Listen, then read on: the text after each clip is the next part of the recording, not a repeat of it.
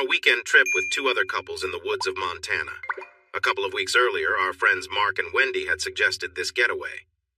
While enjoying a BBQ at their place, Mark showed off a new way to cook steaks, pouring Southern Comfort on the grill, creating an impressive flame. I was surprised he didn't get singed. Soon after, another couple, Jim and Kathy, joined our plans with excitement. In just a few days, we rented a cabin for our long weekend. Everyone was busy deciding what to pack. Chloe kept asking me questions like, should I take my hair curlers? Will they have power? What about a fridge? I would stare off, realizing how much of a city girl I had married. Her impatience would soon lead her to call Wendy or Kathy for their opinions. Before diving deeper, let me introduce myself. I'm Jason, but most people call me Jace or just Jay. The nickname tells you how long I've known someone. If they call me Jay, they are part of my close circle. My wife Chloe and I have been happily married for about 9 years. Chloe is 39, and I'm 42. We met at a bar years ago, and our connection was instant. We got married in a small ceremony, inviting only a few friends and family because that's how we wanted it. Since then, our lives have been centered around each other, sharing everything possible. Chloe is a nurse, and her stories from work can be quite vivid, which she enjoys. I can tell when dinner is served what interesting medical tale I might hear about. As for me, I'm a software engineer, navigating various projects but struggling to reach that big payday. I guess I'm better at engineering than negotiating. Nonetheless, we do well together, sharing interests like movies and running. Chloe looks great for her age, 5'4" and about 115 pounds. Many of her friends are envious since the only workout she does is running. She eats what she likes and never seems to gain weight. Her older sisters, who are all more robust, can't help but talk about it, convinced she must have some secret to maintaining her figure. She just smiles playfully and laughs when her friends and family get frustrated with her. I'm a big guy, about 6 feet tall and weighing around 210 pounds. I'm not overweight, but I'm not obsessed with the gym either. I guess you could say I'm solid. I shave my head because my hair is thinning, and it saves me time instead of dealing with hair products like some guys do. Other than that, I keep a tidy appearance, but I skip things like pedicures. I just find it a bit odd to sit while someone else works on my nails. It's not for me. We don't have kids. We tried a few times and spent a lot on treatments, but after the last effort didn't work out, we decided to stop trying. The cost and the stress weren't worth it. We accepted the situation and chose to enjoy our freedom, doing things like heading to the woods whenever we wanted. So here we were, at a cozy lodge deep in the forest that Wendy found. We arrived late on Friday and shared a lot of laughter as we carried our stuff into the lodge. Wendy and Mark got there first and claimed the master bedroom. We came next and took the first guest room. Jim and Kathy arrived last and joked all evening about how we took the best rooms, threatening to stage a midnight takeover. I also noticed the large selection of drinks that Jim brought. He's a quiet millionaire who enjoys the finer things in life and isn't shy about spending on what he values. However, he still drives a 10-year-old Ford Explorer. Looking through his collection, I saw 3 types of tequila, which would make Chloe happy since that's her favorite, along with various bourbons, whiskeys, and a few vodkas, plus a bunch of mixers. I stood there happily knowing I brought some beer with me since I prefer it over hard liquor. Beer just seems to last longer for me. Chloe doesn't like me getting involved when we check into a hotel or anywhere else. She has her own way of doing things. While everyone else rushed around, I wandered around the house we rented, sipping my beer and watching the chaos. I saw Mark bringing a bag of what looked like party hats upstairs. Mark works for a local cable company and isn't fond of his job, but he's okay with that, as his life is outside of work. He never brought work home and enjoyed his life during the hours he wasn't in the office. At 43, he was a year older than me. To be honest, he was better looking and in slightly better shape. That didn't stop me from beating him in racquetball most weeks. He said I just wanted it more. Still, he had strong features, striking blue eyes, and usually stayed clean-shaven. But this weekend, he had a few days stubble, and his hair looked great, almost like a politician's. At 5'10" and 190 pounds, he looked the part. Mark really wanted to be a psychologist, but didn't want to spend many years and a lot of money pursuing that dream. So he spent his time analyzing us. We often laughed at his amateur assessments, even if sometimes they hit a little too close to home. His wife, Wendy, came out of the bedroom and noticed me, giving me a bright smile. She was once the prom queen, the head cheerleader, admired by many. Unlike most girls in that role, she was very smart. With blonde curls to her shoulders and a charming presence, she had a great sense of humor and strong opinions. While she leaned to the right politically, we enjoyed her company. She didn't use her beauty to get ahead, even though it often worked out that way for her. I'd seen her charm her way out of speeding tickets just with a smile, which made me a bit envious because my smile often got me in trouble. She worked out regularly, and at 5'7", she looked as good as she did in high school, fit and graceful. We all noticed her figure, but it was clear she remained devoted to Mark, and they shared a love similar to that of Chloe and me, or Jim and Kathy. Speaking of Jim and Kathy, they entered, carrying a large chest between them, with Kathy playfully looking at Jim. "What's in this thing, weights?" she joked, panting a little. "Don't worry, you'll appreciate it later," he answered. Kathy put her end down, stretched her back, then looked over at me with narrowing eyes. "What are you doing?" "Get over here and help out," she said teasingly. I smiled, set my beer down, and moved to grab the other end of the chest. It wasn't too heavy, she was just joking. "Yes, ma'am," I said, pretending to tip an imaginary hat. "Where would you like this?" I asked. "The bedroom will do, doorman, and hurry," she replied, dramatically heading back to the car, all in good fun. "And don't you be staring," she called back to me, aware I was watching her walk away. "That's not for you, just so you know. I'll tell my husband." I glanced at Jim, and he looked at me with a shrug. "Can't live with them, can't get rid of them," he said as we headed up the stairs. I looked back at Jim and thought about our friendship. I had known both Jim and Mark since college. We attended the same high school, but we were in different groups. I was the quiet one, Jim was the athletic one, and Mark was the hard worker. He had a job throughout high school while the rest of us were often out having fun, or in my case, at home on the computer. We were good friends and had shared many moments together. Even though we were very different people wanting different things, we found common ground and really enjoyed each other's company. It was funny how much like the Three Musketeers we seemed to be. Mark would come up with ideas, Jim would fund them, and I would be the one thinking things through and keeping us in check. When Jim wanted to hire some people to confront a group protesting at a local funeral, I convinced him it wasn't a good idea. Instead, Mark suggested we ask some local bikers for help. As it turned out, when we spoke to the bikers, they refused to take any money for it. Later, Jim arranged to deliver bike parts to them anyway. He always looked out for people like that. Jim was short, standing at 5'5", but he was strong. He had blonde, curly hair and often looked like a surfer, even though he wore a suit during the week. He had made a few million through a window cleaning business. I had helped him with the computer work, and after a few years, he had eliminated the local competition. Eventually, he sold the entire business to an office cleaning company and settled down. But he still kept an office and seemed to invest in small local businesses. I wasn't sure exactly what he did, but I knew he had helped many people around here. Every now and then I would grab a coffee, and the servers, knowing I knew him, would rave about how great he was. Even though Jim had good luck in business, he truly hit the jackpot with his wife, Kathy. She was fantastic. I had actually dated her in high school, but it quickly became clear that I couldn't give her what she wanted. She had big goals and dreams, and she aimed high, having come from a working-class background. After a few dates, she made it clear that unless I left my comfort zone and engaged more with the world, we wouldn't have a future. I didn't want to compare Bill Gates and Michael Jordan for her. It wouldn't have gone well. She was nice, so I just let it be. Actually, I had reintroduced her to Jim 10 years ago. They got married after 2 years and have been doing well since. Kathy was another hard worker. She was petite like my Chloe, but a bit more toned and sun-kissed. She tanned regularly. She had a slim figure and preferred not to wear a bra most of the time. Though small, she wasn't too small. More than once, we noticed some slips under her tank top, making her blush.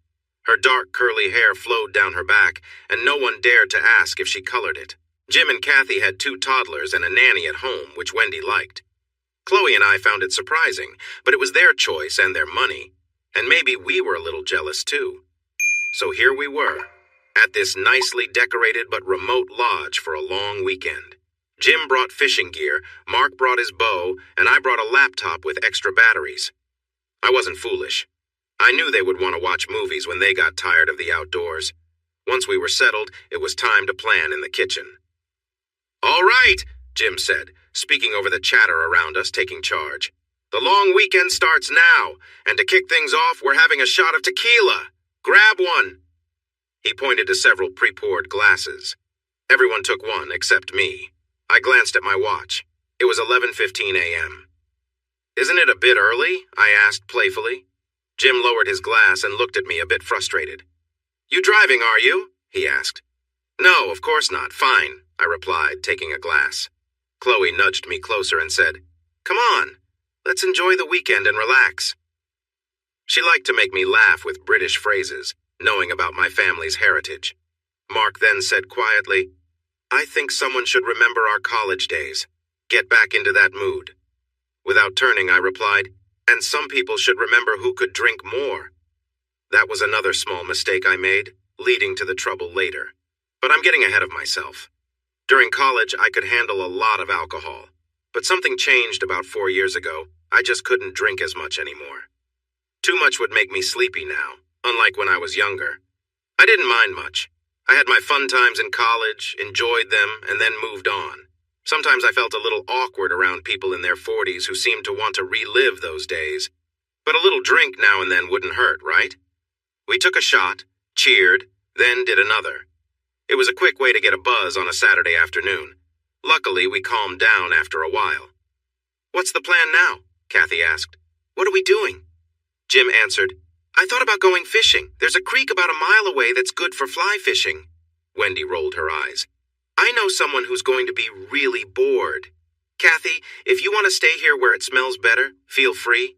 Kathy looked at Jim and said, Yes, I think I might need to. For my peace of mind. Jim looked away and said, Okay. Mark turned to me. What about you, Jay? Well, I was planning to sit outside and do some writing, I said. It was no secret I was working on a novel, and I thought that some quiet time outside would help me focus. Chloe pretended to be sick, putting her finger in her mouth, then turned to me with a big smile. Oh, that sounds wonderful. Can we all sit around you and admire your work? Sometimes Chloe's jokes could be a bit much. Sure, but I think you'd rather everyone admire you, right? I replied, trying to keep the playful mood. We were all joking around. None of us cared too much about what the others chose to do. The teasing felt genuine and relaxed. Chloe made a funny face at me and then asked Wendy, Did you bring that new shawl? I want to see it. Oh, the one from Gideon's? Kathy chimed in. Yes, come show us, Wendy said, and the girls walked off toward the bedrooms. I turned to Jim and Mark. Forget the tequila. I'll go for a beer. Mark smiled. Sure. When he took one from the fridge and tossed it to me, I asked, What are you going to do? Oh, I'm just seeing what fun I can stir up with our ladies, he said casually. Mark liked to say bold things to get a reaction from everyone. He claimed it was for fun, but sometimes I thought he just liked to stir the pot. Good luck with that, Jim said, going to get his fishing gear. Yeah, I said to Mark, making a point for Jim's sake. Let me know what shade Kathy is wearing. Jim walked out, giving me a playful gesture. I spent the rest of the afternoon doing what I planned, sitting outside in a chair I had brought from the kitchen. I worked until my laptop battery died. I had written almost 3,000 words, which I thought was pretty good. The story and characters in my book weren't going to win any awards, but I was more interested in seeing if I could finish a book than thinking I was writing a masterpiece. When my battery stopped working, I went back inside and decided I had done enough for the day. I had 2 fully charged batteries left, which would be fine for tomorrow. As I entered the house, I could hear lively chatter. I found the girls in the kitchen talking and eating crackers while sipping on wine. They had clearly been enjoying themselves for a while since they seemed very cheerful. I noticed they had all changed into sundresses, and it was clear they weren't wearing bras. It was quite a sight. Jim still wasn't back, but Mark was at the kitchen table, looking through some papers. Here he is, girls, my own Mark Twain. Chloe laughed when she saw me. Yeah, I said, leaning in for a kiss. Chloe put down her glass, took my face in her hands, and gave me a kiss while the other girls playfully cheered. Mark looked up from his paperwork and said, Get a room, you two. I grinned and replied, I wouldn't mind. I'll use yours. After breaking away from Chloe, I asked, So what's on the schedule for tonight? Wendy chuckled. Oh, I think you'll like this. Kathy jumped in. Did you bring your projector for your laptop? Before I could answer, Chloe said, Of course he did. My little nerd is always ready for a show, aren't you, sweetie? Yes, I have it, I said, ignoring Chloe's teasing. Why do you ask? We were thinking about having a BBQ outside, maybe a fire pit and watching a movie. The only wall we can use for the projection is outside. What do you think? I nodded. That sounds kind of cool, but there's one problem. I didn't bring any movies.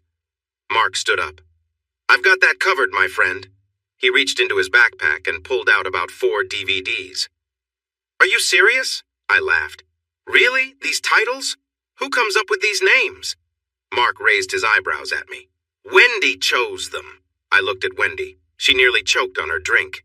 I did not, she said, sounding defensive. I would never pick something like that. We need more movies aimed at women, don't we, girls? I laughed. I can agree with that. So, Mark, I asked playfully, what do those movies look like? He smiled at me and said, I don't know. She wasn't wearing any. Kathy turned bright red and tossed some chips at him, making it clear that she understood what I was asking. I laughed and changed the subject, asking, So, what's for dinner? 3 hours later, the sun had set, and we had enjoyed a good meal on the grill. Mark really knows how to cook a great steak, and we even had some fish that Jim brought back. He had caught 3 small trout himself and had a blast cleaning them, while the women made faces and said, Ew and gross. After that, he had to go clean up, and I was given the job of burying the remains because of the smell. We moved the couch, a chair, and a couple of bean bags outside, set up an old fire pit, and got a fire going. We quickly moved the chairs back because we underestimated how hot a fire pit can be. As the sun went down, we sat in our chairs, enjoying drinks, chatting and joking around about our hopes for the future and other fun topics. When it got dark, the light from the fire created a cozy atmosphere. At one point, Jim, sitting on the couch with Kathy on his lap, set his drink down and said, Now it's movie time. Did anyone bring popcorn? I looked at him and replied, Are you sure about this? I mean, really, a movie like that? There's hardly any story. Oh, come on, Mark said. It's just for laughs. We can talk about the dialogues and the fashion. Yeah, Mr. Serious, join in the fun, Wendy added. Is he like this all the time? Kathy asked Chloe, who was squeezed into the armchair next to me. You really need to get out more. I could introduce you to some nice guys, she said, emphasizing her point with playful movements. Chloe laughed lightly and said, Oh no, he's quite adventurous at home. You should see him in my clothes. I cleared my throat and played along. To be fair, I was out of fresh clothes, and honestly, the lace looked good. Okay, let me grab the laptop. I stood up quickly, almost bumping into Chloe, who huffed but saved her drink. I went inside and returned with the laptop, taking a few moments to set it up. It was perfectly positioned against the wall, and the picture was clear and bright. All right, who has the movie for tonight? I asked, and a DVD flew through the air, hitting the back of my head. Thanks for the great throw, I said with a grin. I inserted the disc into the laptop, turned up the volume, and settled back down. The movie started, and since it was playing on a laptop without a remote, we had to watch it all the way through without skipping any parts. The film turned out to be about a group of friends who were very involved in their church activities and held their own gatherings afterward.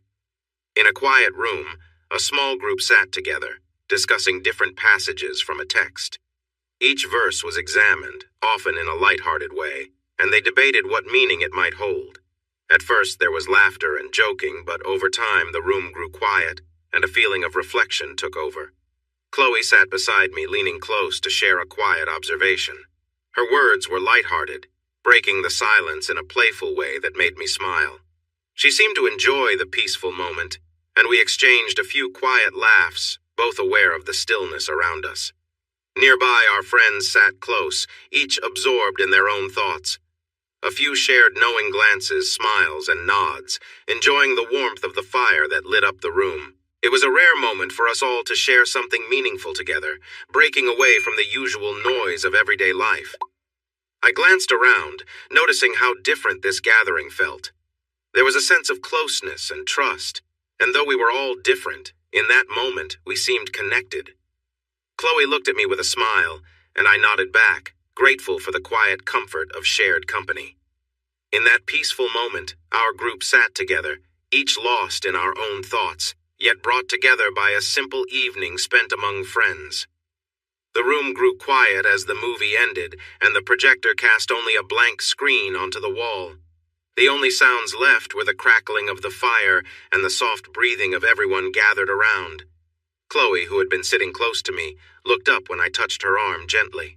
I whispered, "Let's go inside. I think we could both use a break." She nodded, and we carefully slipped away, not wanting to disturb the quiet atmosphere of the group by the fire.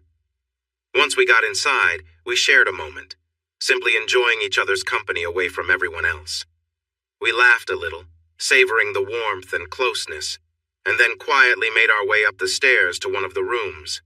The narrow staircase made it tricky to get up without bumping into things, and we laughed a bit more as we navigated our way to the top. When we finally reached the room, we both flopped onto the bed, feeling relaxed and content, grateful to have this moment away from the gathering. We spent a quiet while together, talking softly, sharing stories, and enjoying each other's presence in a calm and gentle way. It was a peaceful break, allowing us to reconnect and enjoy the simple comfort of friendship. As we lay together, Chloe leaned in close and smiled at me, her expression relaxed and content. We'd shared many quiet moments like this over the years, and I could see how at peace she was. Chloe didn't often experience those deeply intense moments, but that never bothered her. She enjoyed the connection and the closeness we shared. We both valued what we could do for each other, and that had always been enough. Just as we settled in, still catching our breath, she looked over her shoulder with a soft smile, and I felt grateful for this simple, quiet time together. After a few minutes, I asked, "Want some water?" intending to head to the kitchen. She nodded, but then quickly added, "Actually, let's just stay here for a bit longer," snuggling closer. I put my arms around her, feeling the comfort of her presence, and we stayed that way, enjoying the calm. In a light-hearted tone, I joked, "Well, maybe this is a good excuse to spend more evenings like this." She just smiled, resting back against me. A few moments later, I slipped away to grab some water. On my way back, I noticed a few quiet sounds from the other rooms. Our friends seemed to be enjoying their own peaceful moments, too. Returning to our room, I handed Chloe her glass of water, and she looked up at me, relaxed and content. I gestured quietly toward the wall, hinting at the soft sounds coming from the other rooms, and we both laughed, happy to share this gentle, light-hearted evening with friends nearby. She listened carefully, and all of a sudden her eyes widened as she realized what she was hearing. "Yeah," I said. "They are a little behind us, but that's usual." I laughed. We sat there, sipping our water for a few minutes. I looked at my wife and took in how beautiful she was. She was getting even better with age, and I just knew we would be together forever. It's amazing how love can make you feel that way. She caught me staring and playfully nudged me with her foot. Her touch made me smile, and she sat up looking at me with curiosity. "Is my little buddy ready for more?" she asked with a teasing grin. "Who are you calling little?" I said, setting down my water and leaning closer to her. "Be gentle this time," Chloe said, "or I might be sore in the morning." "Your wish is my command," I said, giving her a soft kiss on the foot. We connected slowly the second time, gazing at each other all the while. She didn't reach her peak that time, but I think it felt even more special because of the slowness and care we showed. I felt that way too. I would have taken even more time if I had known it would be our last moment like that. Eventually, I felt a wave of warmth, and we were so tired that we just fell asleep, still holding hands. I jolted awake to someone knocking on the door. There was a sound in the background that I couldn't quite recognize as I tried to fully wake up. "Jay, you there? We need you out here, man." It was Jim, knocking insistently. Chloe stirred beside me and sat up, looking a bit confused. "What's going on?" she asked, brushing her hair away from her face. "I don't know," I replied, getting out of bed and finding some shorts. "Let me check." I went to the door, making sure that Chloe was covered with blankets, and opened it. Jim stood on the landing in his robe. "Hear that?" he asked, and now that he mentioned it, I could hear the sound in the background wind and rain. "We've got a big storm coming, that's why it was so nice today and warm tonight. A high-pressure front was on its way in. Anyway, we can't stand here chatting. We need to bring in those chairs so they don't get soaked. Mark is already outside and grabbed your laptop and projector. Looks like they're okay. I made a mental note to ask what okay meant. Later, Jim is great, but he struggles with technology. Chloe joined me at the door, wrapping herself in a cozy cardigan. We need to get those chairs in, she said. We do, Jim agreed, and I noticed him glance at Chloe's outfit. He headed downstairs and we followed him. As we passed the kitchen table, I spotted my laptop. I quickly checked it out. There was a little dampness on top, but it was mostly fine. I felt relieved. That laptop meant a lot to me. This was a reminder to make sure we saved our files more often. I rushed outside and saw everyone bringing things in. The rain had started, and everyone was wet. Kathy and Wendy were dragging in the chair that Chloe and I had used earlier, and it seemed they were not dressed for the weather either. Jim and I carried in the large sofa while Chloe picked up the beanbag. Mark was at the grill, grabbing the cooking supplies and securing the cover. We all got inside fairly quickly, but we were all soaked. Once we were inside, we collapsed on the furniture and just looked at one another. The girls were soaked, and since they were in their cozy clothes, they seemed quite exposed. The guys looked a bit messy from the rain. I managed to stay somewhat dry since I had no hair and was only wearing shorts. But then I realized that my white shorts in the rain probably wasn't the best idea, as they were quite see-through. Wendy nudged Kathy and nodded toward me, and both stared for a moment. I shifted awkwardly and tried to lighten the mood. To celebrate the moment, I think we should give each other funny Indian names. From now on, Wendy, you will be called Cheerleader Hobo. Wendy laughed, and soon we all followed, glad to break the tension. In that case, Chloe, please don't take this the wrong way, but with that outfit, you are now bedraggled friend. Chloe burst out laughing and coughing. All right then, Kathy, that makes you wet curly rat, she joked, referring to Kathy's messy hair. Kathy looked over at Mark and said softly, Oh, you have no idea. We paused for a moment, unsure how to respond. Luckily, the boys' names didn't create any awkward moments, and after a few minutes, we decided to head back to bed. I was really tired, and I was sure Chloe was as well. From what I could tell, it had been quite a night for everyone. We all fell asleep within minutes of getting into bed again, despite the noise of the wind outside.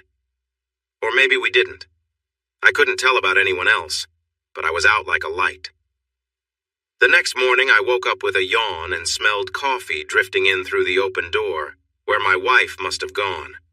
I stretched, got out of bed, put on some comfortable sweats and a t-shirt no more wet pants for me, and went to find her. When I got downstairs, everyone was sitting around with cups of coffee. They had used the gas stove, which was a huge help. As I walked in, Mark came through the door. Morning, my friend. Have you had your coffee yet? He asked. I rubbed my head and said, No, not yet. I joked with the girls at the table, saying, Just getting some, hint, hint.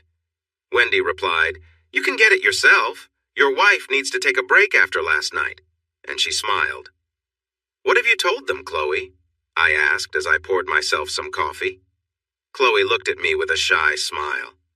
I think the noise spoke for itself, Jay, she answered, sipping her coffee. Ah, yes, the noise. I can't help it. I guess I'm just that type of guy, I said lightly, enjoying my first sip of coffee. Right. He kept getting my hair all tangled, ladies. That's what you heard me asking him to let go. Such a clumsy oaf. You don't believe any of it, Chloe said, unable to stop smiling. Wendy and Kathy exchanged a knowing look, and Chloe caught it. What? She asked. Yeah, we heard you last night, Chloe, they replied with teasing smiles. Chloe blushed, and Jim suddenly spoke up. Oh, that big display? Yeah, we know. He liked to show off in college any chance he could. It's like that's his way of standing out since he doesn't have much else going for him. A big show isn't everything, though. I wouldn't know because mine is pretty impressive, he added with a laugh. Kathy chuckled and agreed. No argument there. This whole discussion felt too personal. My wife was at the table, chatting about me with my friends, and I wanted to escape. Mark then interjected, Okay, joking aside, we have a real issue. The storm last night, I checked for damage. We signed a release, so any damage is on us. The building looks fine, but some trees are definitely down. One is blocking the road, and we need to handle it.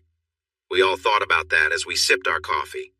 Wendy asked, What can we use? We can't just move a tree. Is there someone we can call? Mark waved his hand in frustration. Can anyone get service out here? I can't, and neither can Jim. We do have some tools. I found a handsaw and an axe in the shed. But whoever deals with this will be going old school. We sat in silence for a moment. I think we should draw lots, someone suggested. Another pause followed. Fine, I said. I know how this will go, but okay, let's do it. It has to be done. Mark tore some strips from his papers, shuffled the three of them behind his back, and held them out to me. As luck would have it, I ended up picking the shortest one. Great, I muttered softly, not surprised. This sort of thing always happens to me. A tough task? Guess who will be doing it? I shrugged. All right, then. Okay, I might as well check things out and see what needs to be done. I got up, went upstairs, and changed into shorts and a t-shirt. Chloe came up behind me while I was getting ready. Don't take too long, she said with a smile. I'll bring you lunch. I turned around, gave her a quick kiss, ruffled her hair, and said, Your tough lumberjack will be back before you know it. She stepped back and laughed. Just don't wear anything silly or pick up anyone at bars, all right? I chuckled too, put on my t-shirt, and headed downstairs. Mark pointed me to the tools, and I got started. The tree blocking the road was about 1/4 mile from the house. It was just far enough that going back would be a hassle. I looked around for a spot in case I needed a break and smiled at the thought. Time to enjoy nature. I had my phone and Bluetooth speakers, so I set them up and started to plan the work ahead of me. The tree was a mess. It was an old oak, probably over 100 years old. It had been pulled slightly from its roots, but the real issue was the branch that had broken off and fallen onto the road. The tree was leaning, but not too much to let a car get by. I didn't need to cut the whole tree down, just remove the branch that was hanging over the road. The problem was that the break where the branch had come off was too high for me to reach. I could cut the part on the road, but I couldn't get high enough to clear the path completely. I realized I had no choice but to bring the whole tree down and hope it fell the right way. I didn't have experience with this, but how hard could it be? Well, I found out. It was tough. Oak trees are solid. The axe wasn't very sharp, and I was already tired from the night before. I spent all morning chopping and was really sore in my shoulders. Chloe came to check on me around 1 p.m. and brought water, soda, beer, and a couple of sandwiches. They were a welcome surprise, and she took a moment to massage my shoulders, which felt amazing. I wasn't sure if she had been drinking a lot, but I could tell she was a bit lighthearted. There were signs of it in the way she spoke about things she normally wouldn't. Later, I learned that I was wrong about the drinks. She had only had a little. It was the other substance they were using that had affected her. I also found out that Mark had made all the portions small, and since I was the first to be offered, I got the smallest one. He had even winked at Jim while doing it, all because he knew how I felt about marijuana and wanted a clear day to relax with everyone. To be clear, I don't mind if others want to use it. That's their choice. Just don't do it around me. It bothers me, and I have some bad memories from my childhood related to it. Out of respect for me, Chloe doesn't use it around me either. She grew up in a different environment and didn't see the problem with it. I knew she occasionally indulged when not with me, and I was fine with that. Just don't bring it home or use it in my presence.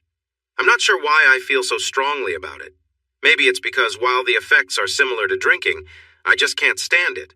Thankfully, everyone respected my wishes.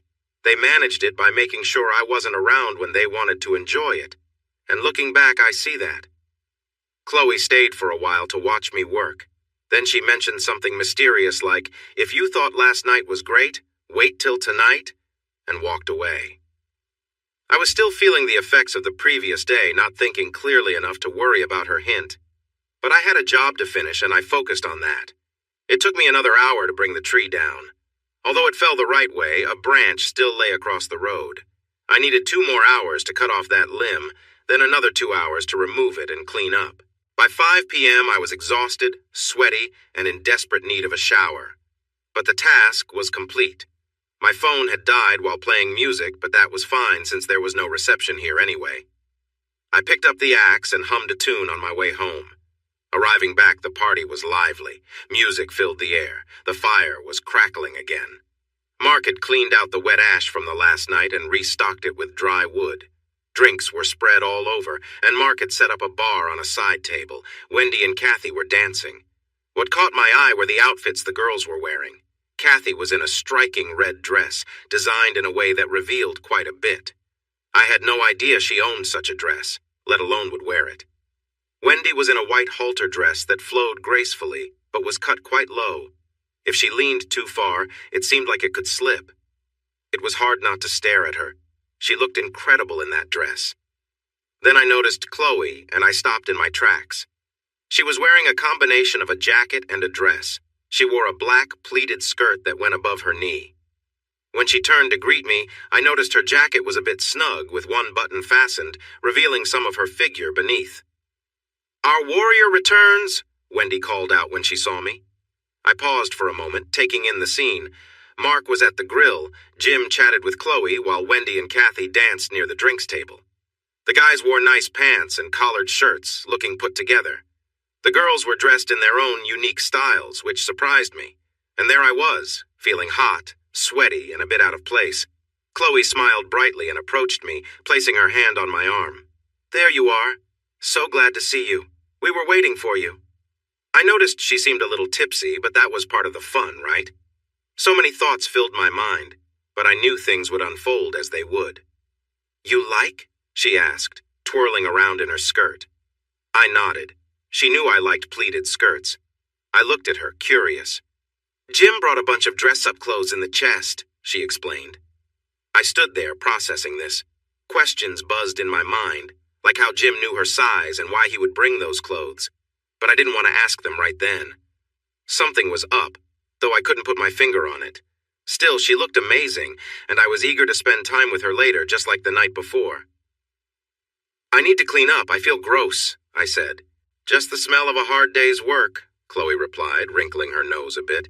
"But if you could do that somewhere else, that would be nice. Go shower." She leaned in and whispered, "I have a surprise for you later." Her words hung in the air, leaving me curious.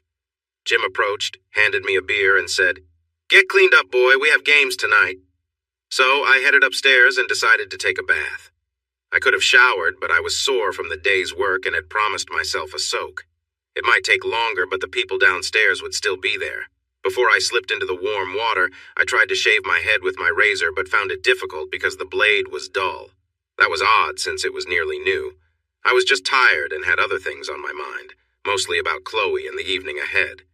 Because of this, I completely missed the small hairs at the bottom of the tub when I took a bath. I noticed them and wondered what they were, but I just swished them down the drain. Sitting in the hot bath and drinking a beer wasn't the best idea. When I got out, I felt better, but the combination of hot water and beer made me even more tired. I felt I had to join in on whatever was happening. I went into the bedroom and found some chinos and a collared shirt laid out for me. These weren't my clothes, but no one seemed to be wearing their own clothes that evening either, so I thought, why not? I put them on and they fit perfectly. When I went downstairs, the tiredness hit me again. Everyone cheered when I walked in, and there were whiskey toasts right away. Jim handed me a drink, and I said, "I'm not sure about this." He just waved me off, saying, "That's a special bottle. Drink up and enjoy." I glanced at Chloe, and she raised her glass to me along with everyone else. So I went along with it and took a sip. Soon we moved inside, bringing the bar with us. Over the next hour, I had about 3 shots and 2 beers, and with each drink, I felt more tired. We played charades, which had a lot of playful actions, but I didn't understand most of them. It wasn't that I was shy, I was just so worn out and kept dozing off. Eventually, Chloe sat next to me on the couch, looking a bit worried. "Are you okay?" she asked. I nodded. "I'm just really tired. I'm not sure how much longer I can stay awake. Last night being woken up, the drinks last night, work today, the drinks now, She looked into my eyes and said, "Well, here's something to help you stay awake." She glanced around, and while everyone else was busy, she took my hand and led me to a quieter spot. I was surprised by her boldness.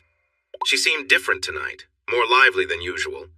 I couldn't help but smile at her, feeling a mix of surprise and confusion. She smiled back, took a sip of her drink, and placed a finger to her lips, saying, "Later." Then she got up, and that's about all I remember from the rest of the night. I think I stayed on the couch for a bit longer. I was offered another beer, which I might have accepted, but pretty soon I fell asleep right there, completely out. At some point, I vaguely remember someone shaking me and calling my name, but I can't say if that really happened or not. I guess it must have. The events of the previous night, along with hard work during the day and too much drinking, caught up with me, and I simply passed out. Later that night, I woke up feeling very thirsty with a dry mouth. I had started on the couch, but someone had kindly covered me with a blanket, which was comforting. I could hear quiet sounds nearby that caught my attention, and when I turned my head, what I saw shocked me deeply and stayed with me forever. My wife, the person I loved most in the world, was in an unexpected position near the coffee table. Her skirt was hiked up, and she was in a state of intimacy with Jim, one of my close friends. He had a hand on her back, and she was holding onto the table. While their eyes were closed, I could tell she was caught up in the moment, showing a side of her I rarely saw. She murmured words of desire that mirrored what she had said to me the night before. Those words sent a chill through me. I sat there, wide-eyed, hoping someone would notice me, but they were completely lost in the moment. I knew firsthand that when Chloe was in this state, it would take something huge to get her attention. I looked at Jim, and he was just as focused and unaware. My heart felt like it was breaking as I watched. My wife seemed very engaged, and she was with one of my best friends. I wondered where Mark and the others were, and then realized I needed to decide what to do. At that moment, I was not feeling anger. I was in shock and heartbroken without a clue on how to respond. Eventually, I thought, I can't stay here. I need to leave. My instinct to escape kicked in, and leaving seemed like the only option. Thinking back, if I had chosen to confront them, it wouldn't have ended well for anyone. I have training in martial arts, but I hadn't practiced in years. Still, I remembered enough to know it was best to avoid conflict. Slowly, I got up, letting the blanket slip off, and carefully moved away from the couple. I thought to myself that I needed to get out and realized I had to find my car keys. They were on the bedside table in our room. As I walked to our room, I decided I could use a drink of water too. I knew I shouldn't be driving since I still felt the effects of the alcohol, but staying didn't feel right, so I had to take that risk. As I headed to our room, I passed by Mark and Wendy's room and discovered where Kathy was.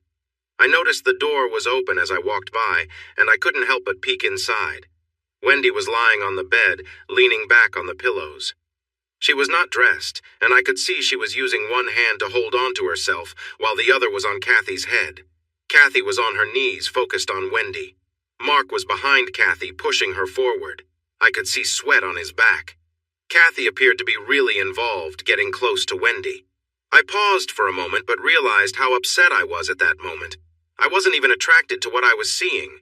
I thought about it later, and while it seemed intriguing, it just didn't interest me for clear reasons. I quickly moved along before Wendy noticed me. I went into our room, grabbed my keys and my backpack. Thankfully, I had put my laptop and projector in it earlier to keep them safe. Then I went downstairs quietly. I picked up my dead phone and slipped out the front door. Jim and Chloe were in the middle of their own moment, and now Chloe was on top. I saw that she was also not dressed, and Jim seemed to be enjoying it. Luckily, the stairs were close to the front door, making it easy to leave without being seen. They were so focused on each other that I wasn't likely to draw attention. If the door had slammed, it might have created an awkward situation. I could sense that things could get out of hand. Once outside, I walked to my car and got in. I took a moment to breathe and try to figure out my feelings. I needed to think clearly about what to do next, but my mind was racing with different thoughts. I need to get home. I was glad I had my Mustang GT, the car I've always wanted. It would get me home quickly, especially since I drive fast. I wondered why she would do this after we had such a nice time last night. They would notice I was gone soon, and with no phone signal here, they would have to come after me. I thought about whether she had done this before, but I dismissed that idea. I would have known, right? My phone was dead, and while I had a charger, I didn't want to use it. If by chance they got a signal, I didn't feel like talking to her. Did the others plan this? I wondered if they often did things like this, and if we were just newcomers. If I didn't respond, Chloe would definitely come looking for me. I could make it home in about an hour and a half in my Mustang, but I figured it would take them longer in their vehicle. I wonder how she will feel about this in the morning. What about me? Time to stop thinking and start acting. I started the car, shifted into gear, and carefully let the clutch out. I quietly left the small parking lot, turned on the lights, and drove down the long, winding road to the lodge. I passed the tree I had cut down that day and finally reached the main road. We lived in Spokane, Washington, so I had a long drive ahead of me, but that was fine. Driving was just what I needed to clear my mind. I headed home and let the car move along. When I arrived home after an hour and 33 minutes, I quickly got out of the car and rushed into the house we shared. Inside, I found several messages waiting on the phone. I didn't want to listen to them, so I spent a frantic 30 minutes gathering everything I thought I would need that would fit in my Mustang. I packed some monitors, keyboards, a couple of computers, hard drives, as many clothes as I could find, toiletries, and even items like a plate, a bowl, utensils, and a cup. I grabbed some of my favorite books, even though I usually read on my Kindle. The physical books reminded me of good memories. I also took the framed painting my dad made of my mom when they first met. I had other things I wanted to take, but I knew she would be coming to the house soon, assuming she still had any feelings for me. I didn't know what she was thinking. I just wanted to leave. As I packed my last items, the home phone rang and the machine picked it up. It was Chloe. She sounded upset and said, "Are you there? I can't reach you on your cell. Where are you? I'm really worried. Please call me. We need to talk. Jay, where are you?" Hearing her voice broke my heart again. I thought of how I had woken up to see my wife with my best friend right in front of me. It felt so disrespectful. I nearly laughed at the thought of how they hadn't even bothered to go upstairs. But then I realized how messed up I felt. I had to leave. I drove to the other side of town and checked into a cheap motel. I hid my car behind some garbage bins where no one could see it unless they were parked in a certain spot, and I just stayed there. I sat there for 3 days. I didn't work or eat much. I simply stayed quiet, lost in thought, about the future and my plans. Whenever I thought about Chloe and what was ahead, all I could picture was her with Jim. I remembered things she had said to both of us, and it made me feel confused. I struggled to accept that she might be different now. This made me wonder if I should find out more about it, and if knowing would really change anything. One thing was clear. I could no longer stay with her. I couldn't look at her the same way I did the night before. My image of Chloe had changed, and now I saw her in a way that hurt me deeply. It felt like the person I loved was gone, replaced by someone who could share moments with my friends. It was tearing me apart. Eventually, I left the motel and drove to Portland. I charged up my phone and saw I had nearly 40 messages, mostly from Chloe, but some from others. I deleted them all without reading any. Once in Portland, I rented a small one-bedroom apartment. I decided it was time to return to get my things and move on. I rented a van, arranged the seats, took a deep breath, and drove back. I timed it for when I knew Chloe would be at work, and I was mostly right about it. I entered the house without issues. My keys still worked, which relieved me. I gathered the items that mattered to me, my work chair and some special collections. Everything still looked the same, but it seemed like there had been little to no cleaning during my time away. However, luck was not on my side that day. As I carried the last item to the van, Chloe pulled up in her red car. She jumped out, ran to me, and threw herself into my arms, bursting into tears. "Where have you been? I was so worried. The police were looking for you," she cried, burying her face in my neck. I gently moved her arms away and stepped back. I wasn't harsh, but I didn't feel very affectionate. Anger was building inside me, something I hadn't felt until now. I began to say something, but stopped and turned back inside. She hesitated for a moment, knowing something was wrong, then followed me in. I sat down in my favorite chair while she sank onto the sofa across from me, her bag slipping onto the floor. "I don't know what happened. Where did you go? Why did you leave?" she asked. I just sat there in silence, looking at her. I wasn't sure I could say what I was feeling at that moment. I could see she didn't want me to know what had really happened.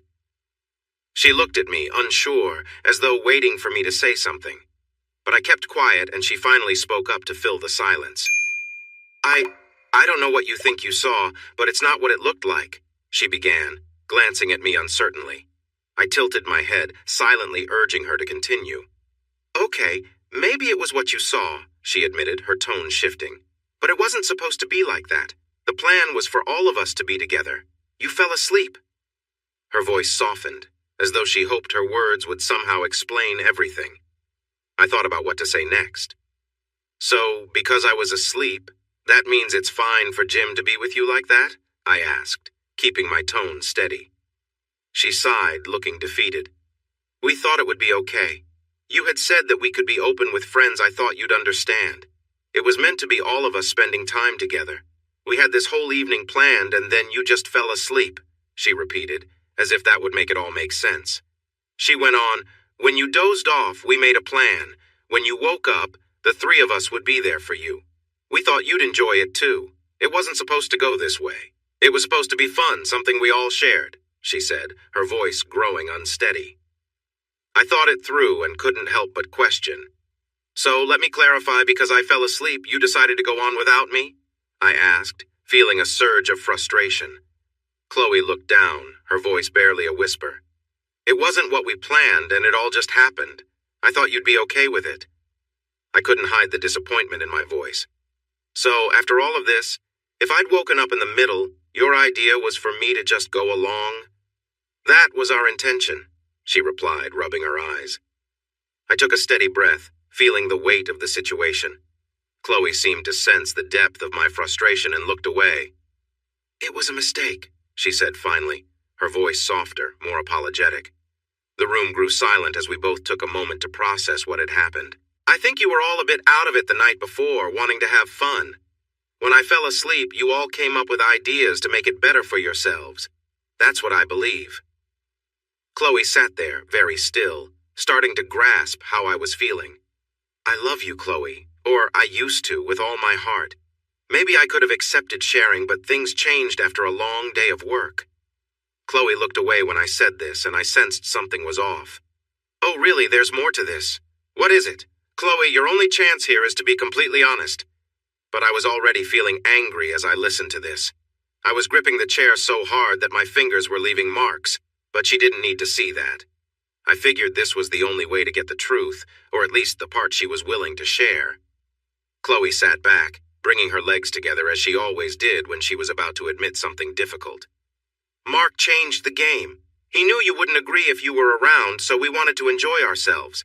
It was just luck about the tree, and you got caught while we had fun." "He did he? That's something to discuss with him later," I said, feeling my anger shift into a cold calm. Chloe had only seen me like this once before, and it ended badly for someone who had it coming. Though I wasn't around when it happened, she knew I was involved. "Jay, it wasn't supposed to happen like this. After the night before, you seemed so into it. I mean, we had a great time. The others even mentioned they could hear us while you were working. We talked about sharing, and everyone thought you'd be okay with it. We just needed to do it the right way. I was unsure at first, but once we started playing games after you went to sleep, it turned out fun. Chloe turned a bit red here. "I touched someone else for the first time." She even smiled a little as she said it. I took a deep breath. "Oh, that's wonderful. Another first while I was asleep. I would have liked to see that too, but I guess it doesn't matter when the old man is out cold, right? Serves him right for missing all the fun." Chloe bit her lip, twiddling her hands in her lap. "I want you to understand something, Chloe. No matter what you planned or imagined would happen, I hope you realize this. I walked into a party after working very hard all day. I was surprised to find out what was really happening. I had drinks offered to me even though I hadn't eaten anything. Eventually, I fell asleep. I regret that it happened. It was not on purpose. But while I was out, you made a choice that should have been mine. I don't know what I would have thought if I had stayed awake, but it is clear that you had no right to make that choice for me. Do you understand? You do not decide such things for someone who is asleep and unaware." Chloe looked at me, unsure of what to say, then responded, "It was just a mistake, Jay, just a mistake. I care about you and always will. You are my partner, and that won't change. I realize it was a mistake. I didn't expect you to react this way. I'm really sorry. I just don't know how to make you understand." I leaned back, thought for a moment, and tried to find the right words. "Chloe, I believe you mean it. I see that you regret it, but it still happened. You can feel sorry for as long as you want, but I woke up to find you with my best friend.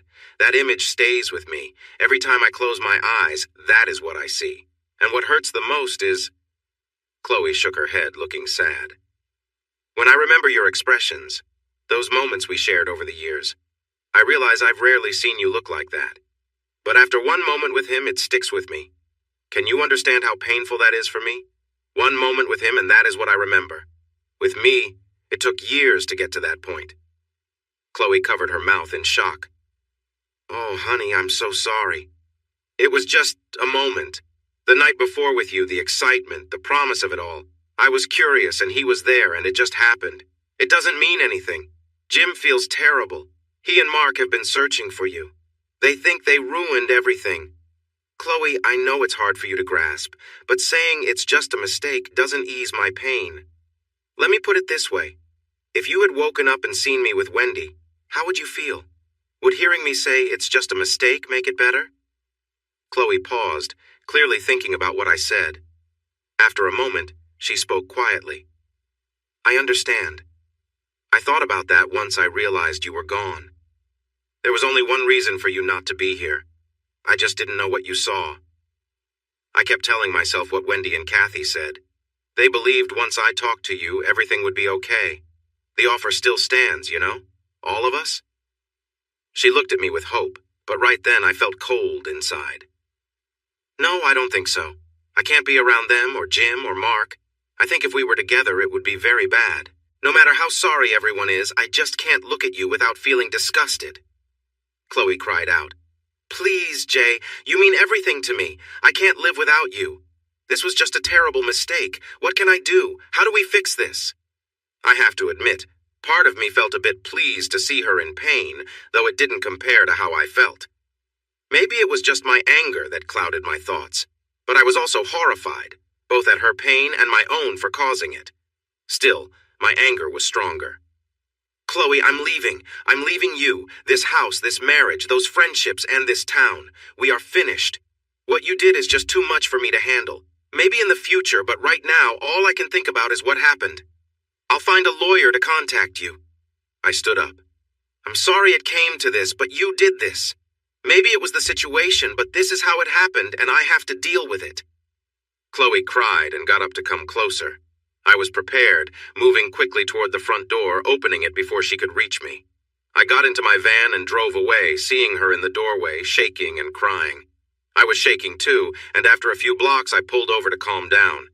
Just then, I saw Jim's red Ford Explorer drive past me heading to my old house. I scoffed and thought, of course. As I drove away, I wondered if Chloe would see him again that night. Then I reminded myself, it's none of my business anymore, and tried to put it out of my mind. Not easy. 6 months went by.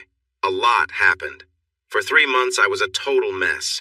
I barely took care of myself or my place. I only got enough furniture from Craigslist to sit on. I realized I didn't even need a TV. I just downloaded shows from the internet. I found myself crying at strange times, replaying the moment I woke up in that lodge and my last fight with Chloe over and over, imagining different endings. Chloe tried to reach me several times. She called, but I didn't answer. She emailed me too, and I ignored that as well. I moved once after I received a letter from her. I wasn't sure how she found me, but I figured that if I didn't reply, she might come to see me, so I decided to relocate instead. I hired a lawyer to help me work out some details. She hasn't signed anything yet, but that's fine. There's no rush for me to get married again. But like I said, I was in a bad place. I stopped exercising and doing good things for myself. I drank too much and got into 2 fights. Jim and Mark tried reaching out to me, but they gave up after a few weeks. I talked to my sister and shared a little about my situation. She knows where I am, but no one else does unless they have a private investigator. Jim even contacted my software company, asking if I could do some work for his new business. He mentioned, "Can we put the past behind us?" I found that funny, but I did refer him to a friend of mine who needed the job. I told my friend to increase his price, and Jim agreed without a fuss. I stopped shaving my face and head, and I really noticed how gray my hair was and how thin it had become. Surprisingly, this was what motivated me to start making positive changes in my life. I couldn't just ignore my hair issues, I had to take action. So I decided to shave my head, and that's when I started to think about getting out of my slump. It took me 3 months to accept that I was on my own now, that Chloe was no longer in my life, and that I was by myself. Then I met Amy. This wasn't just a quick fling. I still don't know why she chose me, especially since I was struggling. But she did, and she turned out to be exactly what I needed. Amy was a fiery redhead, confident and in control of her life, but definitely not of mine.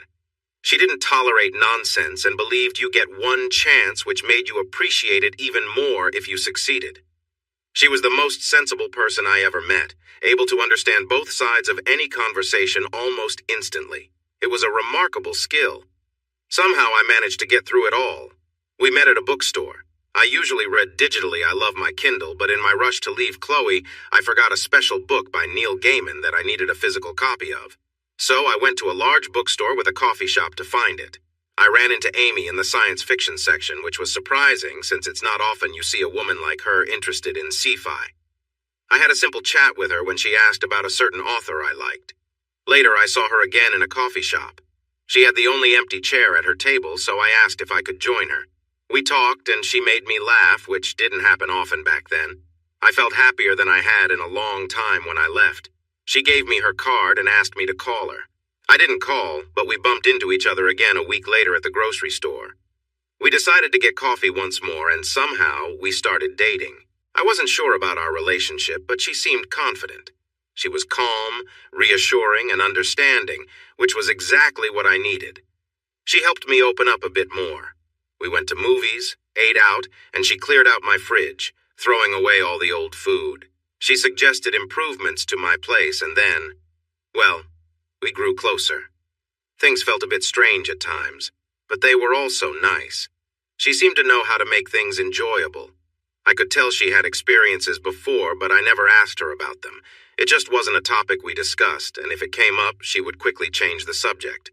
All I knew was that she was new to Portland like me, had few friends, and was content with her life. She was also really easy to look at, tall, with striking red hair that flowed down her back. It was dyed since her skin tone didn't match the usual look for redheads, which made her even more interesting. She wore lovely long dresses and had a soft sense of humor along with a slight New York accent. I felt happy. For the first time in a long time, I could see a future without Chloe, and that was okay. Though the hurt and anger from my past were still there, they were fading away, and Amy was helping me heal. It felt almost too good to be true. She was interested in some of the things I liked. Unlike Chloe, she didn't roll her eyes when I quoted Star Wars. Learning she had never seen The Return of the Jedi was something I couldn't believe, so I bought the Blu-ray that afternoon, and we watched it together with some beer. After the movie, I asked her what she thought, and she said it was an interesting exercise in understanding characters, which I didn't quite grasp at the time but meant to learn about later. Of course, my past came out one night. It was bound to happen. I'll never forget her reply. She comforted me as I cried and said, "It'll be okay. Not all women are like that. Remember, while she hurt you, it was not on purpose. There was no ill intent, just thoughtlessness." As she gently swayed me back and forth, her insight amazed me. Over the next few months, we talked a lot about it. She believed that Chloe's choices were foolish, not mean, and that I needed to think about my own feelings to understand myself better. In many ways, she became Chloe's biggest supporter, and I never fully understood why. Yet she had a way of shifting from serious talks to more intimate moments that kept me captivated. She had this method of making me feel good that drove me wild, but she also knew when to pull back, leaving me wanting more. I realized much later that she mirrored what I had done for her in a special way, and it seemed I had unknowingly shown her what I enjoyed too. Anyway, we were content. She laughed at my jokes and kindly called me out when I was being difficult. 3 months later, and 6 months after the event in Montana, real life interrupted our peace. I received an email which looked odd. It came through Yahoo and seemed to come from the White House, but I knew no one there would be writing to me about my ex-wife. It simply stated, "Your wife is in trouble. If you care for her, you need to come home. A friend." It confused me greatly. I did some light investigating to trace its origin, but I wasn't very motivated. I had no desire to dive back into that situation, so I just ignored it. 2 weeks passed without any news until I got another email. This one said, "She needs you. Things are not going well and she could be in danger. Go home now. A friend." I decided to show this message to Amy. She read it, paused, and then looked at me thoughtfully. "What do you think?" I asked her. She fiddled with a pen and replied, "I don't think it matters what I think, does it?" "Surely your thoughts are important," she said. "I guess," I replied. "I don't really know what to think." "We should discuss this," Amy suggested, taking on a supportive role. "Do you still care about her? I know you're not in love, but it's different." "I'm not sure. I think I do. She was a big part of my life for 9 years. When I say other half, I mean it genuinely." Amy nodded. "I understand. You are someone who truly commits. That's not very common, you know." I chuckled. "Yeah, my friend Mark used to joke about when I would get a different kind of relationship." She tilted her head. "It's good you can still laugh about him. No hard feelings?" "Oh, I'm still really angry at him," I admitted. "But it's more controlled now. If I think about that one night, I feel intense anger, but I can also remember the good times with him and Jim. Did I tell you about our weekend in Vegas? It was quite the adventure." She smiled. "Yes, you've mentioned it a few times." "So what should I do now?" I asked, wanting to get back on track. "Honestly, I'm not sure. Maybe nothing? I feel like that chapter might be closed," I said, looking away. She noticed and gently turned my chin to face her again. "I think you need more closure. You left in a rush, and while it hurt you, you have to remember she didn't mean to. You need to face that within yourself. You don't have to stay, but recognizing it is important. Even though we've only known each other for 3 months, I believe you're a decent person. You left with anger and regret. Cleaning that up could help you too." "Do I still need help?" I asked, feeling her words resonate deeply. She reached out and brushed a tear from my cheek that I hadn't realized was there. "You need to forgive yourself for how you reacted. It was a natural response. You're still upset with yourself. Look, go find out what's happening. I'll be here when you return. We still have time together. It's hard to see you struggle. Maybe this will help you. I think you need to try." I looked at her and smiled, grateful for her support. She took me to the balcony of the loft bedroom. We shared a meaningful moment there, and she gave me a reason to remember her. I was taken aback to realize she wasn't wearing any extra layers under her dress. She leaned slightly against the balcony railing, looking out over the city below. The scene felt both exhilarating and private, high above on the 7th floor. The breeze caught her hair, and she reached for my hand, placing it gently on her shoulder as we stood together, enjoying the quiet view. After a moment she turned, smiling, and led me back inside to the comfortable, dimly lit room. She reached over to the side table and pulled out a bottle of lotion.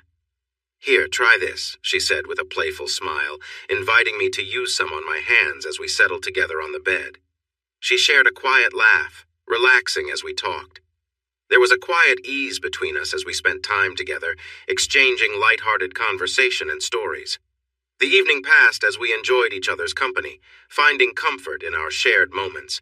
The experience was one of light-hearted fun and warmth, leaving us both feeling closer and happy as we rested there together, appreciating the calm and connection of a memorable evening. It was amazing.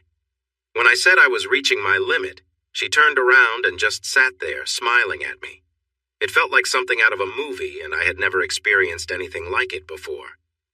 She looked up with a grin and said, "Just so you remember what's waiting for you at home." What a night. But that's why I found myself back in Spokane. I was parked on my street, sitting in my car and wondering what was happening. I really didn't want to go to my old house right then. So, on a whim, I drove to my old local spot. I didn't know why I did it. I knew it would be full of questions about where I had been for the last 6 months, but that felt better than going to my house. I wasn't sure what I would say or why I was even there, but Amy thought it was a good idea, and I needed something familiar. So here I was. I pulled into the lot of the Happy Turnip. Washington bar owners have a funny sense of humor. As I parked, I noticed an old friend, Sam Burlington, leaving the bar. He recognized my car, did a double take, and waved. I rolled down the window. "Hey, Sam." "Jace, where have you been, man? We've all been looking for you. Some people thought you were gone for good." "I'm still here, Sam. Just needed some time away for personal reasons. I don't want to get into it right now." "Got it. Trudy has been asking about you. I really need to run, but are you in town for a while? Maybe we can catch up?" I glanced out the windshield, then back at him. I'm not sure how long I'll be around. I have some things to deal with, but if you see me, let's grab a beer and chat, okay? Sounds good? He offered a fist bump, and I drove into the parking lot, then got out of the car and headed into the bar. After a couple of beers and some brief conversations with old friends, the door opened, and Mark walked in. I noticed him in the bar mirror and sighed. As soon as I saw him, I realized he was connected to Sam. Sam's wife, Trudy, was the PTSO vice president, and Wendy was the president. Of course, Sam had told Trudy he'd seen me. Of course, she had called Wendy. Of course, Mark knew what was going on. It looked like the only way to face this was to talk to Mark. Unless I was ready to avoid him, a conversation was inevitable. I turned my head and felt him sit down next to me. He called to the bartender, "A beer for me and whatever my friend is having." "Oh, we're friends again, Mark," I replied, surprised at my own bitterness. He turned towards me. "Jay, I don't know how to apologize enough. We really misunderstood everything. I know Chloe has already told you this, but I need to say it myself. I'm really sorry. We know we ruined a friendship for no good reason. It was just a brief encounter. Sure, it was enjoyable, but that was all it was. If I could change it, I would." I leaned back and ignored the drink in front of me, waiting for the bartender to walk away. "I'm sure you would, Mark, but you can't. I'll tell you this. It's a good thing you're here and not Jim. I might lose my cool with him. I should be upset with you too, but honestly, it's not worth my energy." Mark swallowed hard and leaned on the bar. "I guess I get that. When Chloe told me what you saw when you woke up, I'm surprised we're even still here. I don't think I could handle it without getting really hurt." I let out a humorless laugh. "Oh, I'm definitely hurt. Just trying not to let it show right now." I took a deep breath. "What's on your mind, Mark? You need to talk so you can move on?" "Actually, I came to share that and to give you a warning." "A warning about what?" "Chloe has a new roommate." "She what?" I said, setting down the drink and giving him my full attention. "She had to find a way to pay the bills. She's a nurse and you aren't there anymore. She wanted to keep the house because of the memories it holds. She had to rent out a room to help with the costs." "What? Where are you two in all of this? Why isn't Jim stepping in? He helped her before." I was surprised by my own anger. I didn't realize I still cared. Maybe Amy was right. She won't accept help from either of us. You know Chloe, once she decides something, she sticks to it. She feels that our friendship has already cost her enough. I paused and thought about what he said. It did seem true. If Chloe felt regret, I was sure she would react this way. She wouldn't cut off contact, but she would be careful with it. "So she has a roommate. I hope it works out for her," I said, trying to convince myself that I didn't mind. "Well, this guy. I need to be honest, he's one of my guys. He does installations, but when I recommended him, I didn't know he had some issues." "Issues? What kind?" "We've received some complaints. Some women he worked for said he made them uncomfortable, even saying some inappropriate things. One said he touched her inappropriately, which we had to pay to resolve." "Let me get this straight," I said, my voice rising as I felt the anger boil. "First you get involved with my wife, and now you put a guy in her home who could be dangerous?" Mark looked down, clearly unhappy. "We just found out he has a past with serious issues from 10 years ago. I can't let him go for that, but you deserve to know. I don't know what can be done about this, but you need to know. Where have you been? Why haven't you acted? You're usually the first to handle things like this. I can't, Jay. I'm his boss. If I do anything, it could lead to a lawsuit for managing poorly. He already did that to the window installer company he worked with before. That manager lost his job. My hands are tied. But now that you're here, you can help. She'll listen to you. She's too scared to reach out to him now." "She's what?" I almost shouted. This wasn't my Chloe. She used to be confident and able to stand up for herself. There was no way she would let someone walk all over her. Mark turned to me again. "Jay, things have changed a lot since you left. I don't know what you said to her when you left, but she just fell apart. She's not the person she used to be. You think you have it bad from what I see? She's much worse off. Go see her, and you'll understand." I took a last sip of my beer and set the bottle down. "Mark, you really are something. What kind of friend are you to either of us?" He looked embarrassed and stared at the ground as I left the bar without looking back. I drove straight to my old house and knocked on the door. The lights were on and her car was in the driveway, so I knew she was home, but there was no answer.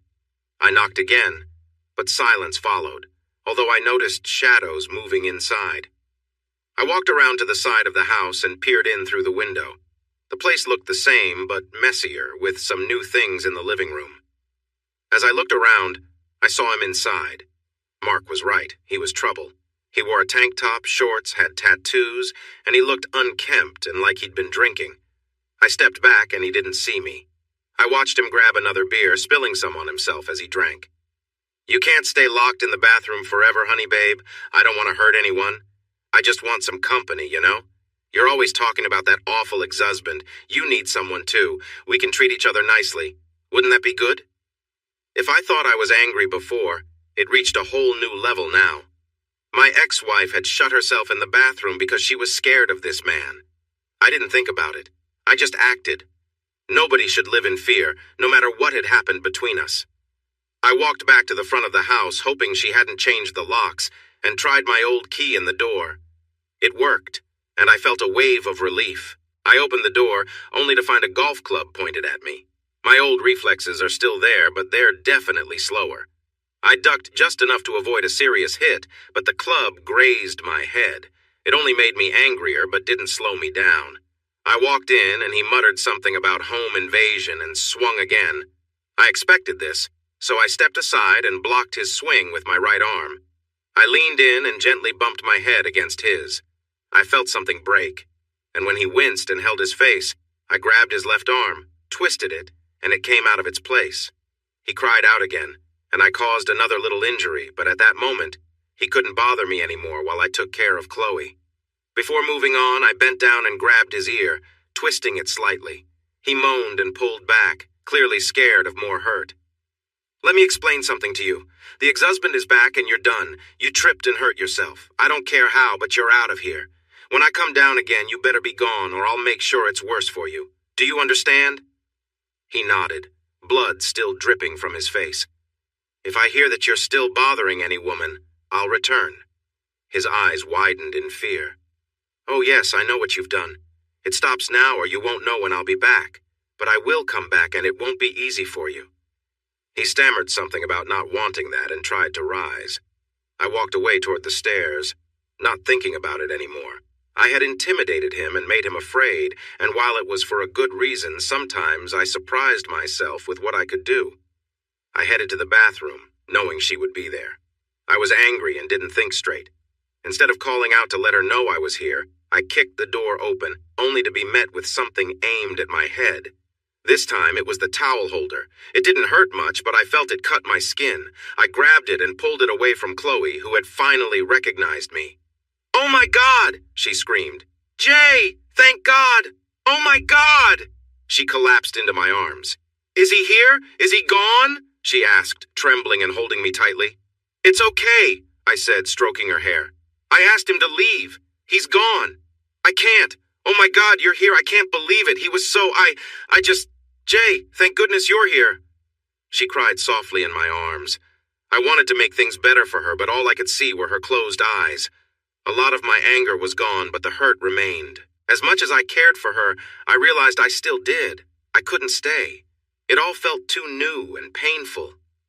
I picked Chloe up in my arms and took her downstairs to show her he was gone. Just like I promised, he was.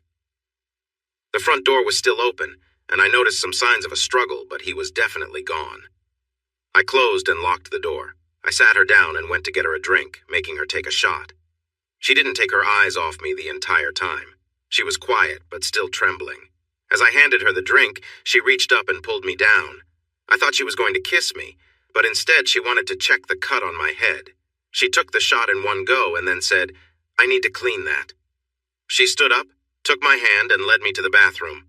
I glanced in the mirror and didn't look good at all. The cut on my head had bled a bit, and my shirt was stained where I had been in a rough situation. I also had a bruise on my forehead. Chloe grabbed a towel, wet it, and started to clean me up. I kept my eyes on her as she took care of me. When she finished, she stepped back and said, "I think you'll be okay. If we were at a hospital, I might suggest stitches, but I think you'll heal just fine. There might be a little mark, but it won't be noticeable unless you get sunburned, and we both know you rarely do." She gave me a kind smile, and it made my heart feel full. Then she sat down next to me as I sat on the toilet, wrapping her arms around my neck. "I've missed you so much. I just didn't know how to—" She was shaking, showing a mix of emotions. I let her stay close for a moment, then gently pulled away and stood up. "Chloe," I started to say. She looked down and spoke softly. "I know, you won't stay. I understand. I don't deserve that anyway." "Let's go to the living room. We can't talk here," I suggested. I picked her up and we walked back to the living room. She sat on the couch while I took a chair and we looked at each other. "Jay," she began slowly, "I know I made mistakes. We all did. We've talked about it and we know how hard it was for you. We don't have any excuses. We built stories in our minds, but they were just ways to justify our actions. I don't know what to say. I am so truly sorry. Is there any hope?" I looked at her and was quiet for a moment, thinking about what to say. Even my silence spoke to her. She looked down and said, "I understand. I just want you to know you were the best thing that ever happened to me. I miss you deeply, and I know I will never feel whole without you. But I understand." "Chloe," I said, "you will always mean the world to me. You are the other half of my heart. But I can't stop thinking about you with Jim. It's hard for me to shake off those thoughts. When I look at you, I feel hurt and frustrated. I'm not here to be mean. I'm sorry about my anger last time, but I think you can see why I felt that way." She looked up for a moment, smiled, and shook her head. "I deserved it, and more. I know I made mistakes. We all realize we let things get out of hand. We should have waited and talked about it. I don't know. Chloe, I didn't know you were struggling so much with money. I can help a little, so you won't have to take in people. It just didn't work out here, did it?" She looked back at me with a hint of hope. "I know. I can't believe I did that. I just needed to. I couldn't pay the bills. At first it was nice having someone around, but he became messy and difficult. He still owes me for the last month." "Okay, no more roommates, all right?" I said softly. She nodded and bit her lip, clearly wanting to say something. "J.I., there hasn't been anyone else for me. I tried again with Jim, Kathy, Mark, and Wendy, but it just felt wrong without you. I needed to do something to stop the pain, though. Have you?" The question hung in the air. I looked at her for a moment, nodded, and then stood up. It was time to go. I didn't want to bring up Amy. She had already been through enough that night. As I left, Chloe stood at the door watching me, looking really sad. It reminded me of how I felt when I looked in the mirror that night. On my drive back to Portland, I thought about what I had learned that evening and what the future might hold. I called Mark to share what happened and suggested he and Wendy visit Chloe and support her. I made it clear we were not friends and mentioned the other things they had tried, but I was calling for Chloe. He just said, "Ah," and ended the call. When I arrived back in Portland, Amy didn't answer my call. I shrugged it off and focused on a new contract I had. I spent 3 enjoyable days working deeply in Python and PHP, creating a new server back-end for a game company. It was the kind of work that lets you lose track of time while learning new skills. I also picked up my novel, which had been sitting on my laptop since the Montana event. It felt strange to step back into this, but I decided it was what I wanted. I knew where she lived, but I realized I didn't know exactly where Amy worked. I understood her job. She was a remote research assistant for a university, helping PhD students with their data and studies. From what she mentioned, it seemed like she was in Portland because something unfortunate had happened at her last job. Still, I didn't know where she did her research since I had never asked, and she hadn't shared that information. Our relationship was like that. We talked about what we wanted but didn't pry into each other's lives. After the last 6 months, I was okay with that. Eventually, Amy called and we set up a lunch date. I met her at her favorite French sandwich shop. She had introduced me to the Croque Monsieur and its counterpart, the Croque Madame. I loved them both. When she arrived, she looked different. Her hair was now blonde and much shorter. She greeted me with a smile as she sat down. "Surprise!" she said, and I was taken aback. "Wow," I said, "that's quite a change." She smiled again, then looked at the menu. "I'll be honest. Sending you away was a big risk for me. I wasn't sure if you would come back. I needed a change, something fresh." "Oh, I definitely remember changes," I replied with a grin. Amy's reaction surprised me. She kept flipping through the menu even though she knew it well and said quietly, "I don't expect that every night." I sensed something was off but couldn't quite figure it out. "Is something wrong?" I asked. "Oh no," she said with a bright smile. "Just a work thing, a project that's taking longer than I expected. It's not a big deal, just not going according to plan." I chuckled. "Oh, I've had those too. I had a contract that went 6 weeks past the due date and I still didn't get paid. But I love the new look. It's like I'm with a whole new person. Are you hiding from someone?" I joked. She looked at me and there was something in her eyes that made me quiet down. She seemed to notice and shifted the conversation to a new movie she wanted to see. I wanted to believe we could pick up right where we left off, but something felt subtly different. On the surface, it seemed the same, but I sensed a change.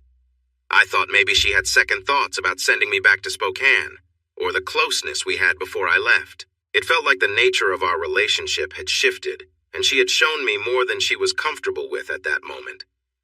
I thought Amy needed some time to herself, so I decided to give her space.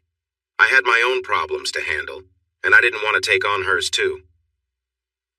Over the next few weeks, life slowly got back to a normal routine after the event in Montana. I didn't think much more about it. Then, 3 weeks later, Amy called me. She wanted me to come over because we had something to talk about. When I arrived, I felt really nervous. In my younger days, when someone said that, it usually meant they were breaking up with me. I didn't think that was what was happening here, but I was uncertain about everything. The older I got, the less I felt I understood what women wanted. I parked at Amy's apartment and went inside. I passed a red sports car and noticed it was the same type Chloe drove. What a coincidence. Using the key Amy had given me, I opened her door and jokingly announced my arrival. I got no response and headed into the living room. Amy sat at her dinner table with a coffee while Chloe was on the couch. She stood up when I entered, catching me off guard. A flood of questions filled my mind. What was she doing here? How had she found me, especially since she was with Amy? I glanced at Amy, who looked completely calm and smiled at me. This made me wonder where to sit. Should I sit with Amy or with Chloe? To avoid that choice, I grabbed a chair from the dinner table and placed it right between them so I could see both of them. I noticed a slight smile from Amy as I did this. She seemed to understand my struggle. "Hello, Chloe," I said as casually as I could, trying to figure out what to say next. "What brings you to Portland?" Chloe sat back down, looking quite nervous. She didn't seem well. There were dark circles under her eyes. Her hair looked unwashed but quickly combed, and her clothes were mismatched. I noted that they were outfits I liked her in, though there was a small stain on her blouse that she usually wouldn't let happen. Chloe glanced at Amy, who gave her an encouraging smile. I couldn't believe how well Amy was handling the situation. Here was my ex-wife, the one who had hurt me so much before, yet she was having coffee and making small talk with Amy while I arrived. I didn't think I could have managed that. Amy signaled for Chloe to continue. I just can't be without you. I know it's over between us, and I brought that upon myself. I have to pay for my mistakes, but I just can't go on without you in my life. I need you too much. Even if we can't be together, I just want to be near you. Even if... She faltered and looked at Amy. "You've moved on." I opened my mouth, then closed it again, not sure how to respond. I looked back at Amy and she met my gaze with an almost playful expression. I realized Chloe was finding some enjoyment in my discomfort. She liked watching me squirm and struggle with tough choices. I promised myself I would talk to her about this later and show her where she was wrong. I turned back to her and needed to ask something, so I said, "How did you find me?" Chloe looked at me and explained, "Jim hired a private detective to track you down.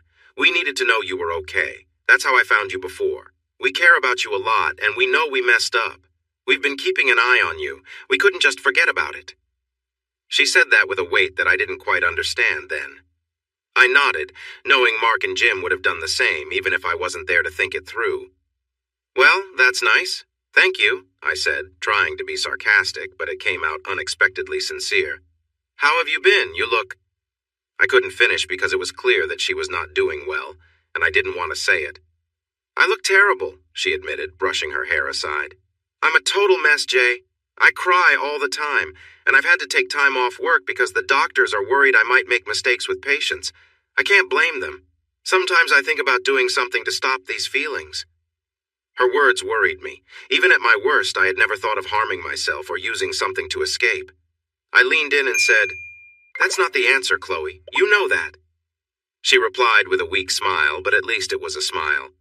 "I know, it's just so lonely. I miss you so much. I thought we would always be together." I leaned back and said, "Well." For the first time, I could smile about our past, and that surprised me. "The thing is, Jay, I just need some time here. I need you around. I need you to support me. When you came into the bathroom, I felt like my heart would burst seeing you. You've always been my hero, and there you were again helping me. When you left, I knew we were really over, and that made me even sadder. But I decided to take whatever I could get. So I called Mark and Jim, got your address, and came to see if there was any way to fix things. They told me about Amy, and even though you've moved on, I just can't yet." I glanced at Amy to see her reaction. She had a hint of a smile, which made me hesitate to ask what Mark and Jim thought about her being here at Amy's apartment. I spent a lot of time there, but it wasn't my place. "Amy, I need to know what you think." Amy set her coffee cup down and caught me off guard again when she said, "I think you need to get used to Chloe being around." I invited her to stay with me, and she said yes, at least for the next couple of weeks. "You did what?" I said, standing up in surprise. Amy stayed calm and quiet until I realized I should sit back down. "I think this will work for everyone. I wanted to get to know Chloe better. She needs a place to stay, and it's easy for her to see you when you come to visit me. Plus, if you look at it this way, she gets to see you happy with someone else. Sorry, but we need to be honest about this," she said to Chloe. "If you stay here, you need to understand things. You hurt him, and he might still want to make you aware of that. We are together and will remain so. We just need clear boundaries. You might see and hear things you wouldn't like." Chloe nodded. She didn't look thrilled, but she accepted it. "I deserve this. I made a mistake that I can't take back. It's fair for me to face the consequences," she said bravely, putting on a face that showed she was uncomfortable but also knew this was the right thing. "And you," Amy added, "don't get any ideas. No sneaking around or anything like that. Got it?" I looked at Amy. Honestly, I hadn't thought about that until now, and now that it was brought up, it made me think. I chuckled a bit to cover my sudden thoughts and said, "I think I'm done with that, Amy. My past experiences haven't been great." Amy nodded. "I can imagine. So, are we all clear? Do we understand the rules?" Chloe nodded again. I felt like I was just along for the ride, so I asked, "What if I'm not okay with all of this?" Amy looked at me and said, "Then what? What will you do if you're not?" Good question. I had no plan, and honestly, I was still surprised by Chloe's arrival, especially the news that she was staying with Amy. I was trying to catch up in the worst way. "Guess I'll just go quietly then. Chloe, welcome here. I need to leave now. This is a lot to think about." Amy nodded. "Yes, I need to help Chloe settle in too." I felt like there was something more going on. I couldn't quite figure it out, but something was bothering me. Maybe it was just me feeling overwhelmed. I needed to figure out how to act around Chloe now that she was living with my girlfriend. That promised to bring about some awkward moments. I walked out of Amy's apartment and headed straight to a local bar for a beer. I felt like I needed something to help me deal with all these heavy thoughts. 2 weeks went by quickly, and I was surprised by how fast time passed. I was very careful about Chloe being around. I tried to get Amy to come over to my place, but she didn't like my apartment and kept inviting me to hers. We went on many dates, but we never quite got closer. Eventually, I grew tired of the situation and asked her directly, "Are we done with intimacy? What's going on here?" Amy sighed, put down her coffee while we were at Starbucks, and replied, "I don't have a problem. You just aren't at my place when the right moment comes." "You know why? Can we go to my place instead?" "No, I don't think so. You need to get past this, and Chloe has to accept the idea of you being with someone else. She needs to move on as well. She won't do that if she keeps hanging around you." After that talk, I made an effort to be at Amy's place more. I saw more of Chloe, although it always felt awkward. Either she was arriving as I was leaving or the other way around. We had some awkward moments, but slowly we also shared some nice ones. Chloe tried not to interfere with Amy, and I started to see her old self come back. She began working out, dressing better, and eating well. It was like watching a flower bloom again. Sometimes we had coffee together, and I found myself feeling more relaxed around her. I chose to see her as just a good friend with whom I shared a lot of memories. When she shared with me hesitantly about the 2 dates she had since we broke up, both set up by our friends, I sat back and laughed at the stories. The guys had turned out to be quite strange, and it was amusing. Then I realized how far I had come to feel comfortable with her dating. I no longer felt the need to remember that she was my ex and that her choices were her own. The only slightly awkward moment happened when she placed her hand on mine after telling her stories.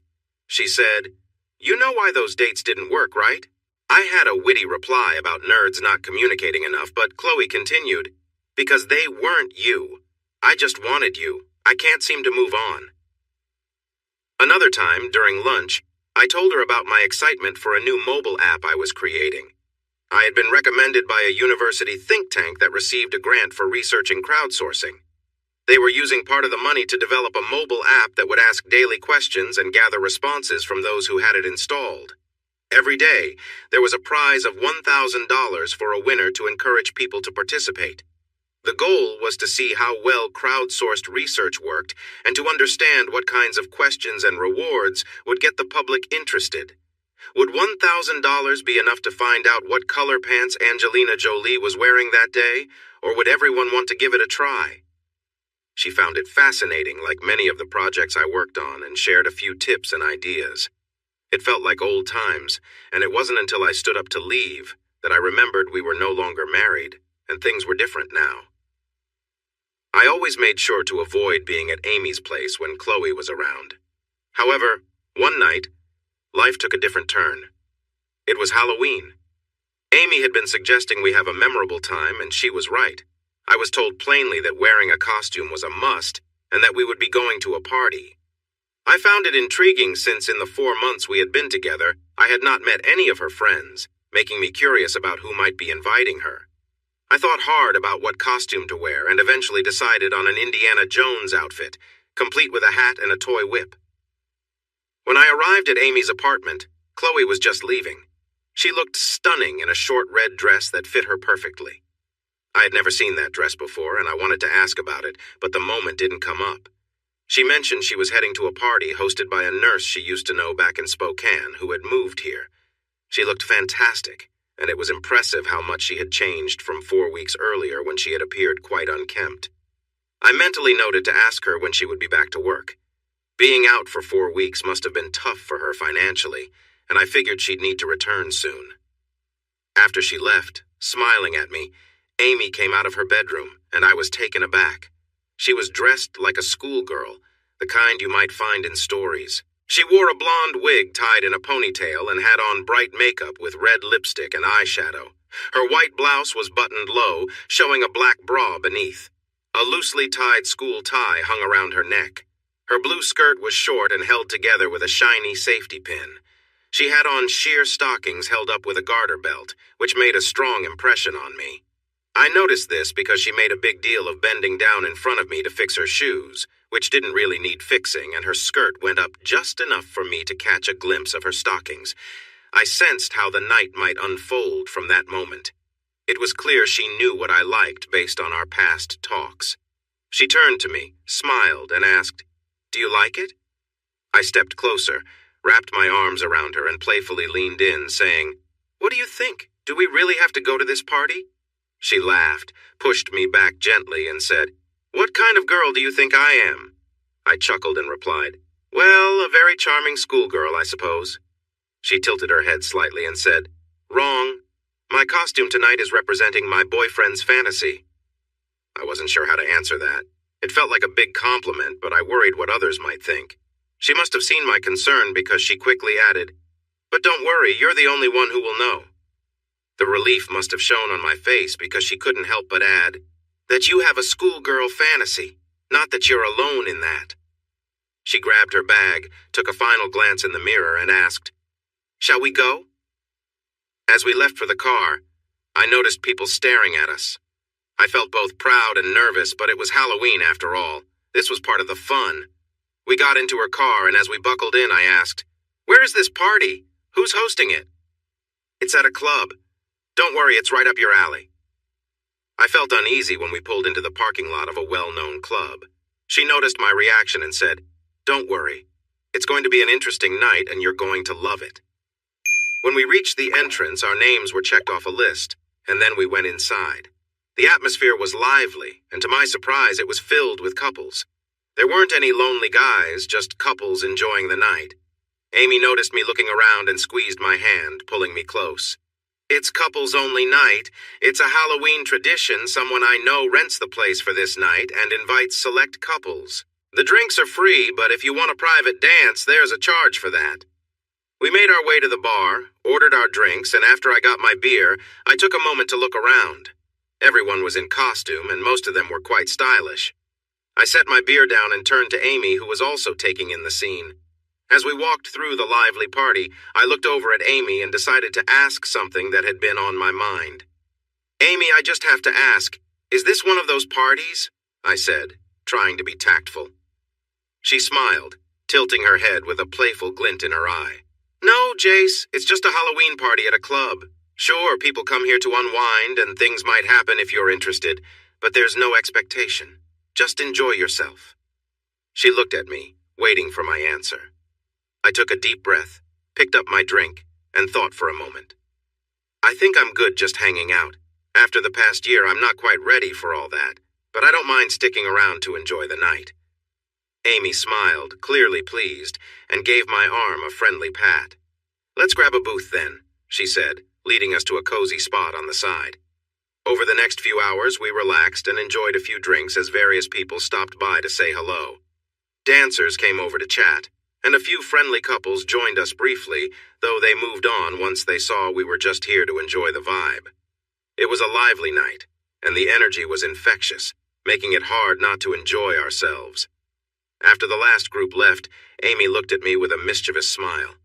She leaned in and whispered, "All right, Jace, I'm telling you, I'm ready to dance, even if you're not." She gestured toward one of the dancers, a tall woman in a vibrant red dress who was captivating the room. I had noticed her earlier. She had a natural charm that made her stand out. I motioned politely to the dancer, and she made her way over, taking a seat beside us. I quickly adjusted myself to be a bit more discreet, but she seemed to notice anyway, giving us a knowing smile. "Don't worry," she said, laughing lightly. "This is a lively place and nothing surprises me anymore. People sometimes try to get a bit too comfortable here." She shrugged, making it clear she'd seen it all. Amy, still amused, said with a warm grin, "So, you wouldn't mind joining us for a bit?" The dancer smiled at Amy.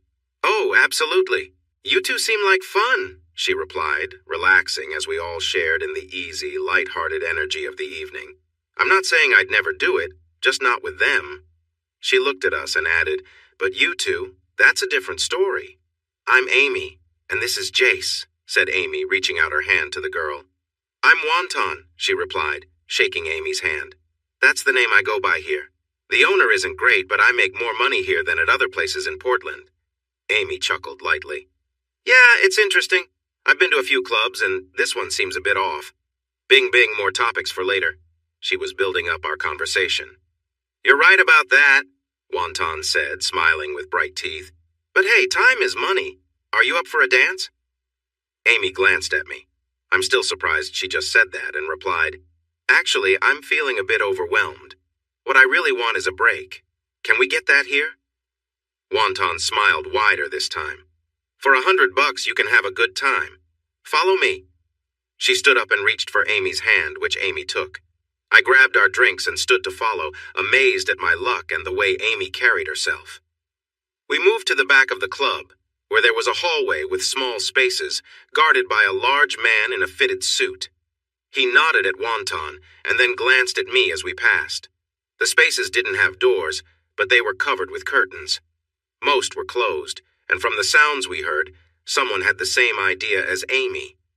We reached the last space, which had a large couch and a small coffee table.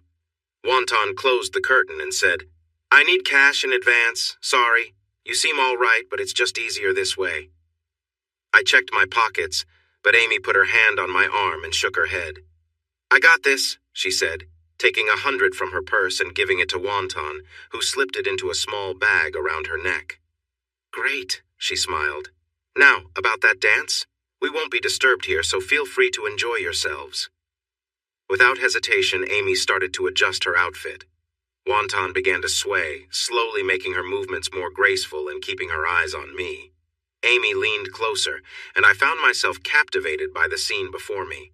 This continued for a while, and then Amy, taking a deep breath, said, "I really need a break, and I want to take this all in." Amy stood up, smoothed her skirt, and then surprised me by walking over to Wonton, giving her a friendly, playful hug.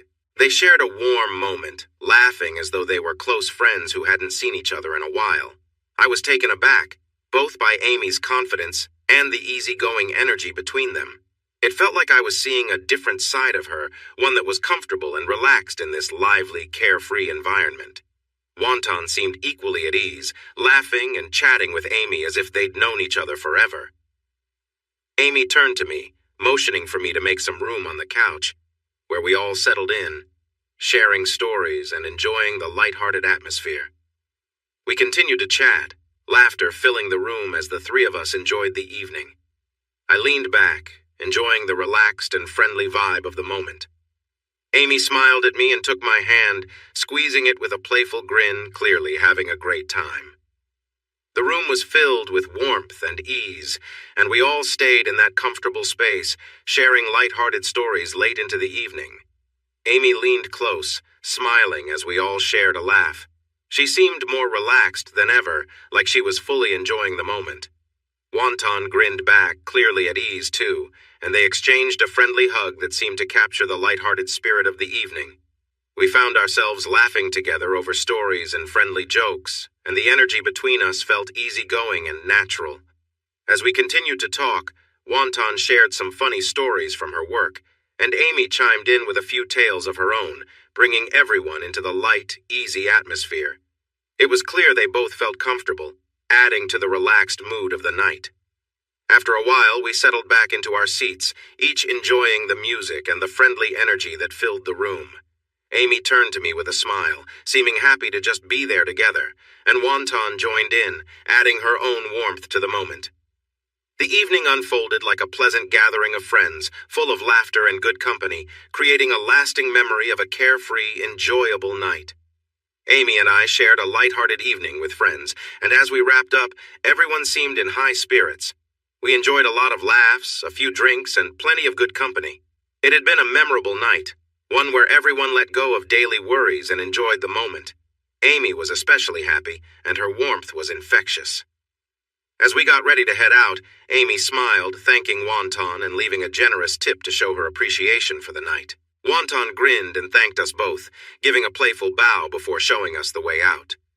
The drive home was quiet, but the mood was peaceful, like the feeling you get after a great evening with friends. I felt content, carrying the relaxed joy of the night with me. Once home, though, a quick look around reminded me of how busy things had been lately. The apartment showed signs of the week's chaos, with a few things left out of place. But that didn't matter. The evening had been uplifting, and I knew tomorrow would be a fresh start. Amy and I settled in, grateful for a good night that left us feeling closer and ready for whatever came next. Her car was parked outside, and the guest room door was shut tight. I looked at Amy, and she met my gaze. Then she said, "Could you get me a drink? And maybe a beer for you? You need to relax." I raised my eyebrow, but chose not to say anything. I got the drinks, and we settled onto the couch. She clinked her bottle and drank half of it in one go. I took a sip and said, "So?" Amy smiled and leaned back. "Did you enjoy yourself tonight?" I replied, trying to think of an answer. "Yeah, I figured," she said. "And what did we learn?" After a moment I said, "You like girls too?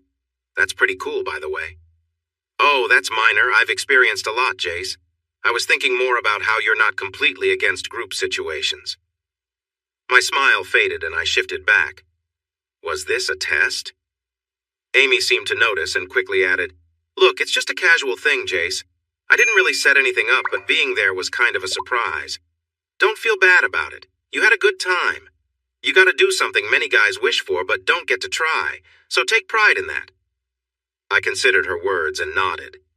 "Okay, I can go with that."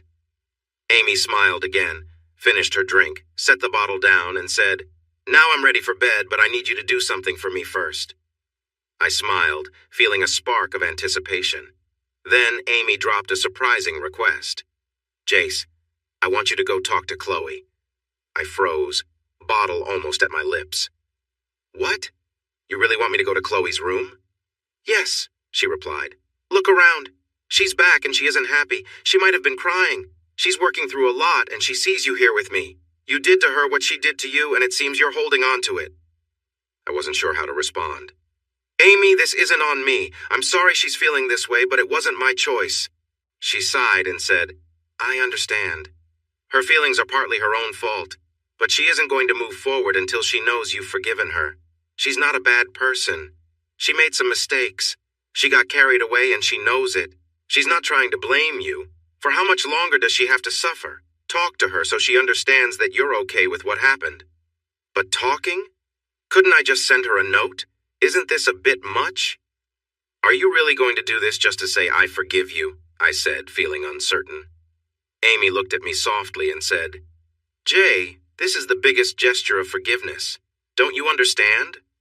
I understood her point, but I still felt uneasy. My girlfriend was asking me to be with my ex-wife. "What about you? After everything we've shared tonight, how can you ask me to do this? How is this okay for you?" Amy held my hands in hers and replied, "Jay, because of what we did today, I can accept this. I know where your heart is. But Chloe needs this, and I can't feel right unless we address it. No one expects you to get back together with her, just help her feel better tonight. Now I'm going to bed. Gather your thoughts and go help her." She stood up and headed to the bedroom, adding, "And try to be quiet, just let yourself out when you're done." I sat there, shocked and confused. I could see her reasoning, but I still struggled with how this was the right choice. My mind was tangled with thoughts. I sat there for almost 5 minutes when suddenly Chloe's door opened. She stepped out toward the kitchen but froze when she noticed me on the couch. "Oh, Jay," she said softly. "I'm sorry." She turned to go back to her room, but I called out, "Chloe, wait." She was still in the stunning red dress she had worn earlier, looking beautiful, but her eyes were swollen from crying.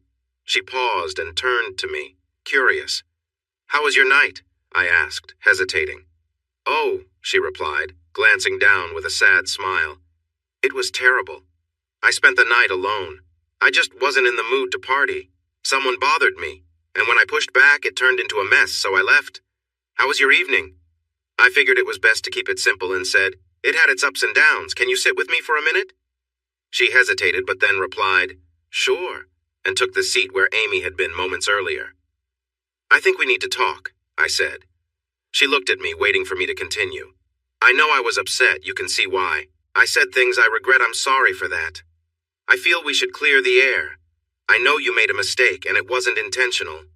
You're not a bad person. I realize I've hurt you, and I know how hard it must have been to see me with Amy. I just want you to know that I'm okay now. I may never fully understand what happened, but I don't hold it against you anymore. I want you to be okay too." Chloe sat there looking at me in silence. She sat there, her face shifting as she tried to hold back tears, but soon she broke down, crying openly. I felt unsure of what to do at first, but then instinct took over. I moved closer and hugged her. She leaned into my shoulder, letting her emotions out as I held her, simply being there until her tears began to ease. After a few moments, she pulled back slightly, wiping her eyes and managing a small, grateful smile. "You have no idea how much I needed that," she said softly. I took a deep breath and replied, "I'm sorry it took me this long to say it. I'm still working through things, but I'm not holding on to anger anymore. At least not toward you." Before I could say more, she leaned in and kissed me. It caught me completely off guard, and I froze for a moment, then found myself returning the kiss. But reality set in quickly, and I gently pulled back, clearing my throat. "Look, that was unexpected. I'm with someone else now." She looked at me with a strong, determined expression. "If I want to share a moment with you, I'm not going to be told no," she said firmly, reminding me of the confident person I'd known before. I hesitated, half laughing as I tried to lighten the moment. "Well, technically we're not together anymore," I said, instantly realizing it might not be the wisest thing to say. She raised an eyebrow and, matter-of-factly, replied, "I didn't sign anything ending that." Her words stopped me in my tracks. She was technically correct, and I found myself unsure of what to say. Before I could sort it all out, she leaned in again, and I returned her embrace, letting myself be caught up in the moment. Chloe looked at me with a confident, almost mischievous grin, fully engaged in the moment. Her humor and carefree attitude were something new, catching me off guard as I realized we were both just going with the flow, enjoying each other's company without expectations. She leaned in and joked, "Quite the night, huh?" with a laugh that lightened the entire mood. We exchanged smiles, each knowing this was an unusual, spontaneous evening, one to remember without overthinking it. She rose, waving for me to follow her down the hallway, her playful side leading the way as we moved toward her room. I took off my shoes, stepping carefully so I wouldn't trip over myself, feeling a bit ridiculous, but laughing all the same. When I got to her room, Chloe was already relaxed on the bed, looking comfortable and at ease. Her carefree vibe continued as we shared a few more laughs, leaning into the easygoing spirit of the night. With a smile, she beckoned me over, and we spent the next while simply talking and reminiscing. It was like revisiting old memories with a close friend, and I realized how much I appreciated that connection. The evening unfolded with warmth and laughter, a refreshing break from the routine, and one that reminded me of the comfort found in shared memories and familiar company. We drifted through the night in conversation, taking the time to appreciate a rare and meaningful moment together. It was a memory I knew I'd look back on, a reminder of the close bond we still shared, and the laughter we could always count on to bring us together. It was a quiet moment, and she kissed me softly while looking deeply into my eyes. I really wished I could understand what she was thinking. We connected in a way that felt nice and right. I wasn't ready to take our relationship to a deeper level, but I didn't want to treat her poorly either. "It's hard to describe when I reach the end," she softly encouraged me, saying, "You can do it. I need this." It was unusual for her to say that, but everything felt different between us at that moment. When it was over, I tried to move away, but she held on to me. She wrapped her legs around me, keeping me close. "Oh no, you aren't going anywhere yet," she said with a smile. I felt so at ease in her embrace.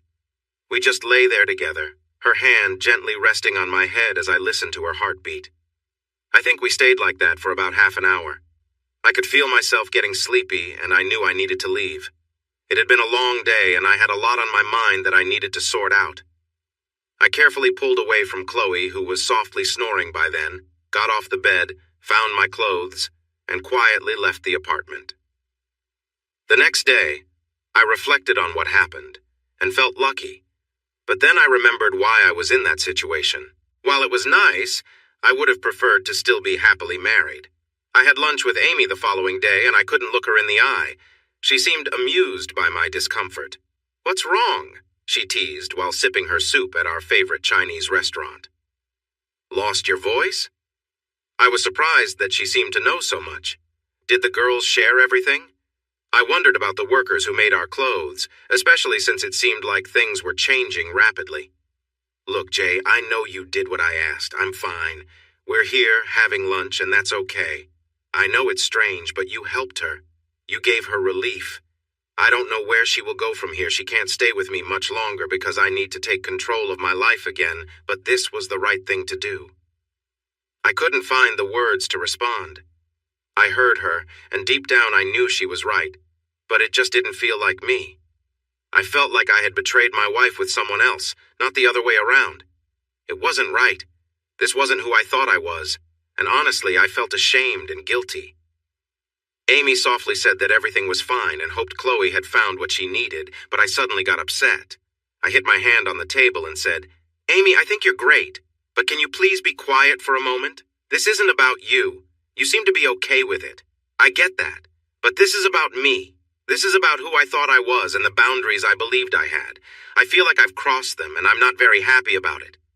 So while it might be okay for you, it's not okay for me." Amy looked shocked, and I noticed many emotions on her face, the most troubling being a calculating look. She took a breath and said, "Yes, I'm sorry. I've been focused on Chloe since you've been part of this, and that's not fair. My views are not yours, and I've been ignoring your feelings." This sounded a bit like therapy to me, so I had to ask, "Not there yet? What does that mean? Is there a certain place to be?" She thought for a moment and said simply, "There is where we can do what we did last night, and then you can do what I asked you later. You are there because you could do it. The fact that you are questioning it now shows that you are a good man, just as I believed. It's okay. You can forgive yourself. I pushed you into this and I hold no resentment. Chloe needed it, and you know it. So take it easy on yourself, you're just being a hero again, which is a nice change from most of the guys I've met." Her words were kind and clearly just what I needed to hear, boosting my confidence. Yet I sensed there was more to discuss, and I didn't want to dive into it right then. It's a pity. It could have been a meaningful conversation, and given the events of the following week, it might have prepared me for a significant change in my life that would be out of my hands again. 3 days later, while having dinner, Amy mentioned she needed to go upstate for a PhD graduation. She had been the main researcher for this candidate, and he was having a private dinner at a hotel in Seattle to thank his team since he had just received his doctorate. I asked what the degree was in, and I think she said something bizarre like Klingon and parapsychology. I wasn't really paying much attention. She then mentioned she wanted to stay overnight since it was a 2-hour drive, and she would probably be drinking. Did I mind? I was preoccupied with an app I was working on and waved it off. "Sure, that's fine. Go ahead and enjoy yourself. I'll take Chloe to the movies or something," Amy said. "I'll text you my location if you need anything," she added. 3 days passed. I saw Chloe twice during that time. It was a bit awkward, but a nice kind of awkward where we both tried to behave well while laughing together. She mentioned stopping by that night to go out. I replied, "Sure, I'll drop by around 7. I showed up on time, but what I found was a surprise. I had expected just a movie night, but upon entering, everything changed. Chloe was on the couch, dressed in white attire that looked very elegant. She wore a lace robe and other classy pieces that made her look stunning. Next to her was Wendy, dressed similarly in black. They both looked great. They were sipping champagne, and there was an extra glass on the table in front of them. I paused, taking it all in. Chloe smiled, and Wendy greeted me with, "Hello, Jay, you look good." Caught off guard, I said, "Hello, Wendy, you too. Chloe, Chloe set her drink down. "It's all right, Jay. Amy said it was fine. I asked first because I didn't want to put you in an uncomfortable position." I asked, "What position? What's going on here? I mean, it looks like you two are well." I gestured towards them. Wendy smiled and took a sip of her drink as Chloe explained. "The plan for that night was that you were supposed to be with the 3 of us. You didn't get that chance, and we felt it was unfair." I raised an eyebrow, surprised. "Really?" "It's true," said Wendy, setting her glass down. "Mark knows I am here. He's actually okay with it, hoping it could help fix things. We thought you might have difficulty handling everything at once. So what do you think?" I stood still for a moment and then said, "I think I need to talk to Amy. There's too much happening lately, and I'm feeling a bit overwhelmed. I appreciate this, but I need a couple of hours to think. I can't jump into this just now." Chloe set her drink down and stood up. She seemed a bit worried, realizing maybe she had pushed too far. "Jay, please, we just wanted to make you happy." I looked at her and said, "I know. I need to be the man I should be. I can't just jump into things. Honestly, I'm getting tired of others making choices for me. It's been happening a lot lately, and I'm not okay with it. I have to talk to Amy because we need to discuss this face to face. This is great, don't get me wrong, but it doesn't feel right, at least not to me. Things are going too far, and I need to understand what Amy is thinking." I said, "I'll be back. Don't leave." I glanced at Wendy taking in the scene. I considered taking a picture, but that would be crossing a line. I looked back at Chloe and said, "You got that? I'll be back." With that, I left. It was hard to walk away, but I was sure it was the right choice, even if not for the reasons I thought. Seattle was a 2-hour drive for most people. I made it in 1 hour and 25 minutes. I love that Mustang. I called Amy, but she didn't answer.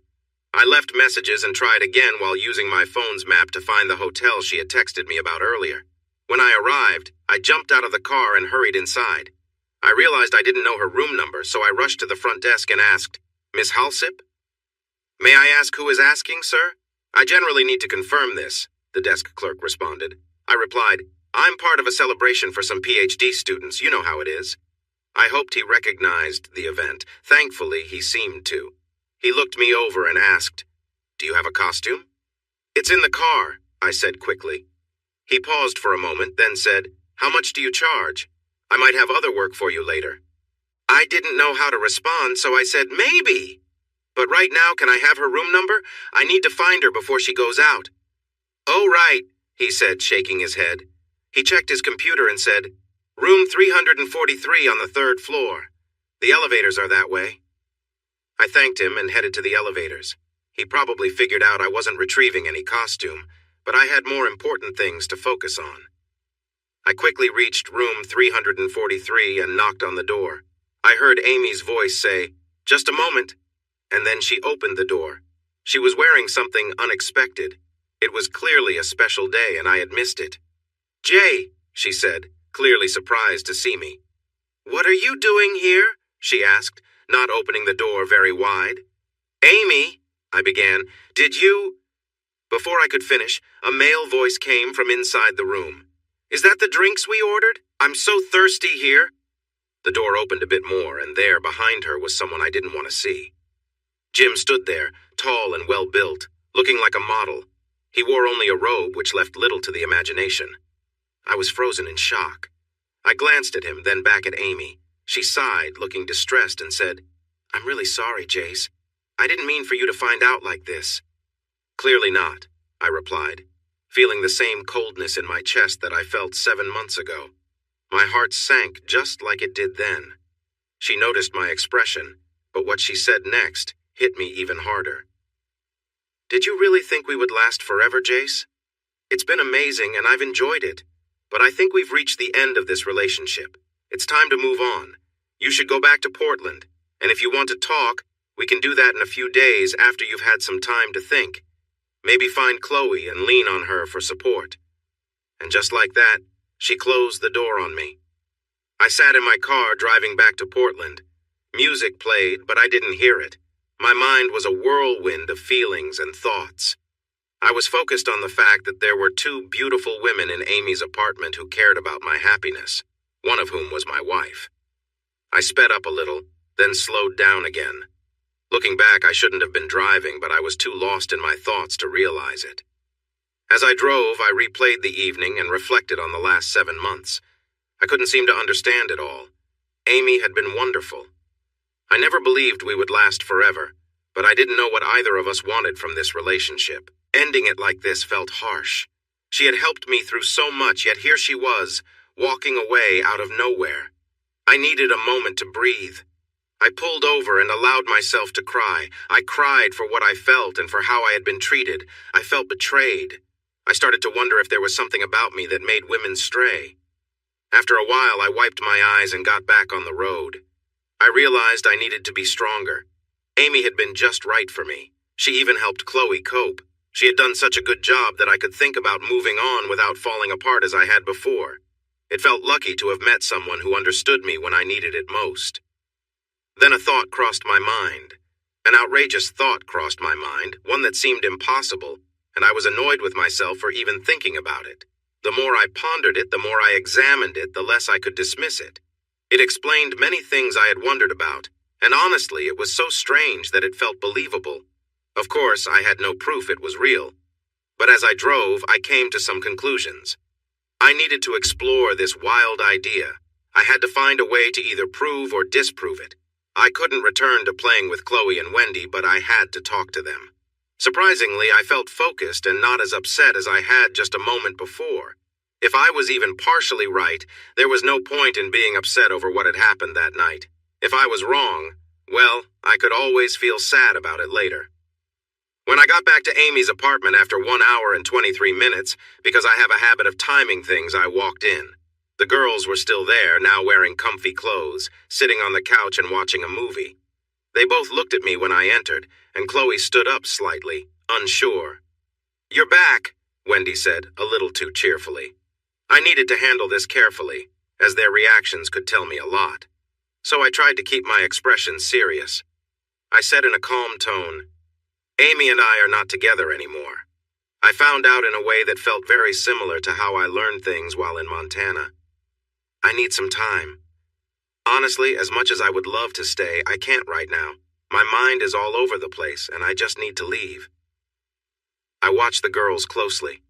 I noticed Wendy's quick glance at Chloe, which was easy to read as if she was saying, "Now's your chance." I also saw Chloe stand up with her hand over her mouth, her eyes wide. With real concern, she said, "Oh no, Jay. Please, not again. You don't deserve this." She was right. I didn't. A wave of frustration bubbled up inside me. It seems I am the issue here. Twice in 1 year. You can do the math. Chloe looked unsure of what to do. She reached out, but she couldn't quite reach me from where she was. She hesitated on the couch, clearly torn between wanting to comfort me and feeling unsure about our connection. I turned to Wendy, who was looking back and forth between Chloe and me, like a spectator at a match. I couldn't tell what she was thinking, but it was clear she felt out of place in this moment. "Look, I need to leave.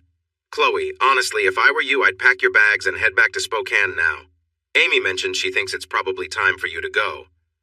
I don't think staying here is a good idea." Chloe frowned in displeasure. "Oh, I'll be gone. We'll tidy up before we leave, right, Wendy? It will be nice for the person who left to come back to a clean space. I didn't mention that just a few days ago the situation was different for me. Honestly, it felt good to have support at last. Look, I'll keep in touch. Wendy, it was great to see you."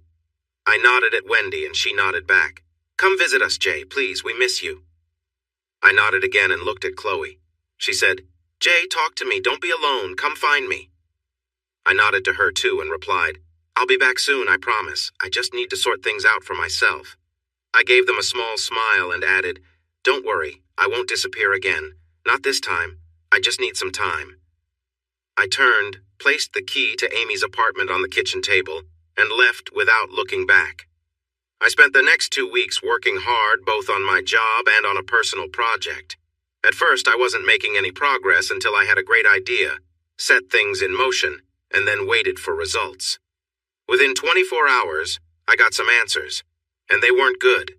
Within 5 days, I had more information. By day 10, my worst fears were confirmed. I closed my laptop, staring blankly at the coffee shop where I was working, shaking with the weight of everything I had learned. I got another cup of coffee but spilled most of it because my hands were shaking. I apologized to the barista for the mess, not making any friends that day. Sitting down again, I realized I had 2 things to figure out. I needed to understand my feelings about everything, Amy, Chloe, and so on. Then, I had to decide what to do about it. I thought I could resolve it all before lunch. In truth, it took me several days, but I decided I had to face things directly. I made my choice and was ready to act. Now, it was time to gather everyone involved so I could finally find some closure in this confusing chapter of my life. I called Chloe and asked if I could visit her in Spokane. She had returned there, and we had been texting every day. She was worried and kept saying that if I didn't come back to see her, she would come to me and stay for good. I had been keeping my distance, using every excuse I could think of, but now it was time to confront everything. I requested that she make sure Jim, Kathy, Mark, and Wendy would be there too. I sensed hesitation in her voice, but she was hopeful this could lead to some healing. She asked nervously, "You're not going to cause any fights, are you? I don't want any more mess to deal with." I chuckled a little and said, "No, I just really need to talk to them.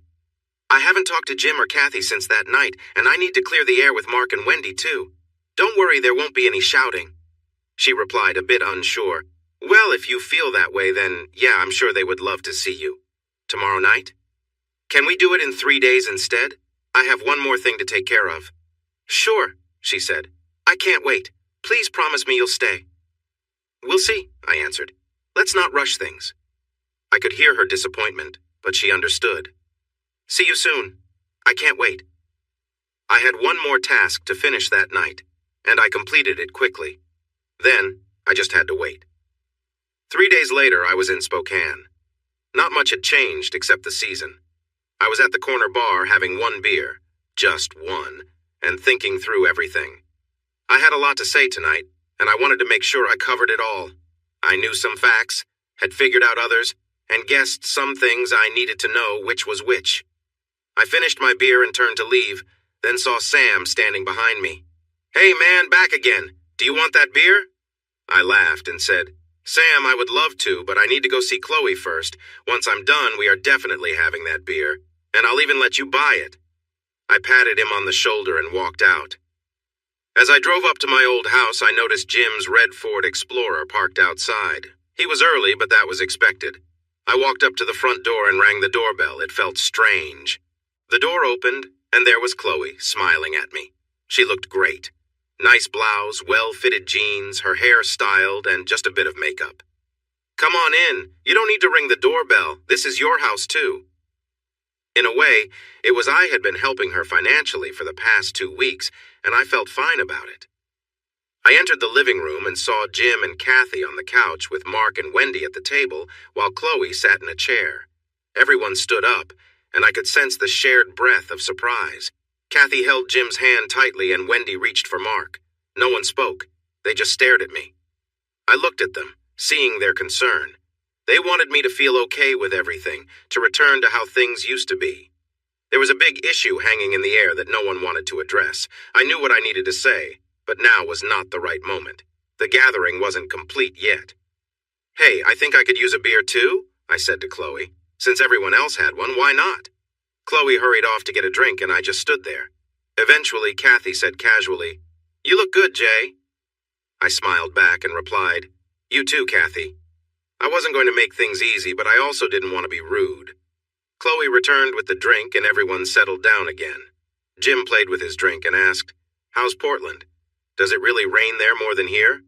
I laughed and replied, "How would I know? I work indoors. Most of the time, I hardly see a window. Remember how pale I am?" Everyone chuckled nervously. My lack of a tan was well known, and everyone always worried about my shiny head burning the moment the sun came out. This moment helped ease the tension in the room. I wouldn't say everyone relaxed completely, but the feeling of worry and fear lessened significantly. I sat down in another chair and looked at my drink. "Stella, nice choice. Thanks, Chloe." She smiled back. She was starting to notice that I felt confident and had something important to say, and she was beginning to wonder what that was. "Look," I said, "I have a lot to discuss. I need to ask some questions and learn a few things, but that can—" Just then, the doorbell rang. Chloe started to stand up, but I jumped up first. "Let me get that. I'm expecting them," I said. As I walked away, everyone exchanged curious looks. I opened the door, and there was Amy right on time. She was wearing a simple skirt suit, her hair pulled back. She looked surprised to see me at the door, but she quickly composed herself. "Hello, Jay," she said after a moment. "I didn't expect to see you here." I could see her thinking, and I smiled at her. "Well, I'm here. I'm sure you can figure out what that means. Please, come in." I noticed she hesitated, considering if she wanted to go into a stranger's house with me, but she stepped inside anyway. I was relieved because if she had left, I wouldn't have been able to keep her there, and it was important for her to be here. In many ways, this was all about her. "Come on in and meet everyone," I said. "I've talked a lot about them." She entered the living room and took a look around. Mark and Wendy stood up and stared at her. Wendy took a deep breath, and so did Kathy. "Guys, I'd like you to meet Amy Halsip. I'm sure the private investigator you hired told you all about her," I said. Amy nodded at everyone, and then looked at me questioningly. "You know what? I don't really know why I'm introducing you to her," I said, dropping back into my chair and picking up my drink. "You all know each other anyway, right, Dr. Ingram?" To her credit, Amy didn't react strongly. She must have sensed something when she saw me at the door. She avoided my gaze and turned to Chloe instead. "Chloe, could you please make some tea? I could really use a cup." I recognized the delay she was trying to create. "Doctor, sit down, let's talk," I said. Finally, she met my eyes. For once, she seemed unsure of what to say.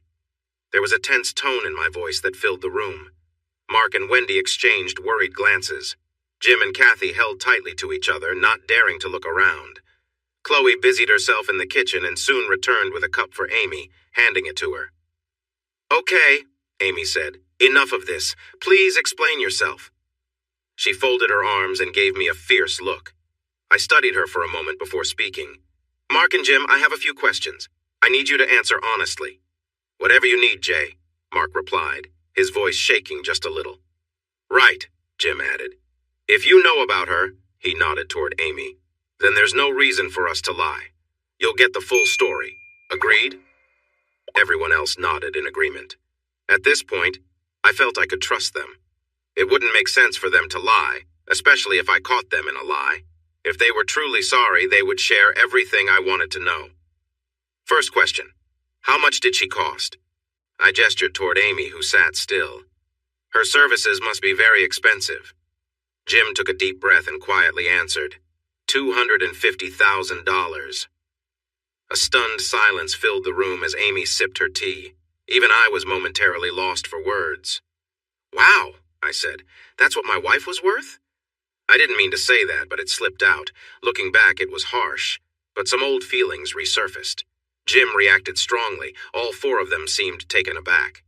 That's not how it is, Jay. We were trying to fix things. That's what friendship is worth, and then some. I didn't respond. Instead, I focused on Amy Dr. Ingram. So, can I call you Jessica? Given our history, I hope that's okay. Amy Jessica looked at me calmly. You won't be aggressive, Jay. I know that. I'm sorry for everything. It was needed. You needed help, and I provided it. The profile didn't cover everything as I would have liked. I simply stared at her. Finally, I asked, do you have any idea how difficult you are to find, Jessica? There's hardly anything about you online. No one seems to mention your group. It's like you don't exist. Do you have someone clearing your name from discussions? Sure. Here's the rewritten passage in simpler language, eliminating any inappropriate content. I thought you would, to be that careful online. She paused and said, Jay, I really want to know how you found me. My group is great at hiding their tracks. I let out a rough laugh. Oh, I believe it. I saw that Amy Halsip, the one you pretended to be, passed away when she was 18. I think you meant for me to discover that. It seems like the mystery background was meant to draw me in, right? Amy, or Jessica, smiled back at me. Your profile did seem to lead that way. I leaned back. I bet it did, I said, especially if this group was encouraging it, pointing to Mark and the others. So all the secrets are coming out now, huh? Should I go through them for you? You can correct me if I'm wrong? Everyone just stared at me with serious faces. I took another sip of my drink and focused on Chloe, trying to read her expression before I started. So, that day in Montana, you all had been drinking and joking around all day. After what happened the night before, you thought I would be okay with sharing, and you had been getting ready for it all day, right? I looked around, but no one met my gaze. Point made. You, Jim, Kathy, and Mark, you all had planned this because you had done it before, hadn't you? This wasn't your first time, was it? Finally, Wendy looked at me and said, Yes, how did you know? When I went upstairs to get my keys, I saw you and Mark with Kathy. Wendy, you are great, but you wouldn't let Kathy do something like that just because you were having fun. You had done this before. It was clear just by looking at you. Kathy bit her lip, and Jim glanced at her. I had to wonder if Chloe knew about this. Had she been included before? I looked at Chloe, who was steady and unreadable. Honestly, I want to believe she hasn't, because if she had, that would change everything. I think you all talked about it all day and were nudging her toward it, right? Chloe bit her lip too, but kept her gaze steady. Kathy then said, Yes, we have done it before. No, we hadn't included Chloe or you. She knew about it, though. She's smart and caught on weeks ago. We wanted to include you both, but weren't sure how. You're a straight shooter, Jay. We like you, but we didn't know how you would react if we just said it outright. The whole weekend was meant to see how open you and Chloe would be. I nodded. I figured, but I still don't understand why I was sent to chop the tree. If you were trying to cheer me up, why not have me drink slowly during the day? Because we just wanted to enjoy ourselves. We thought you were okay with it from how you reacted the night before. The girls were excited about you based on what Chloe had shared. They thought you were great, Mark said. So I return. I'm tired and irritable. I take a bath, you offer me drinks, and then I just fall asleep in the middle of a game. That must have interrupted your plans, right? There was a brief quiet, then Jim spoke.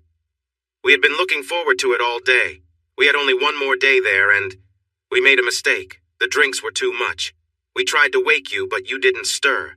We thought we could party, and you'd get all the girls to yourself later to make it up to you. You'd be fine with it.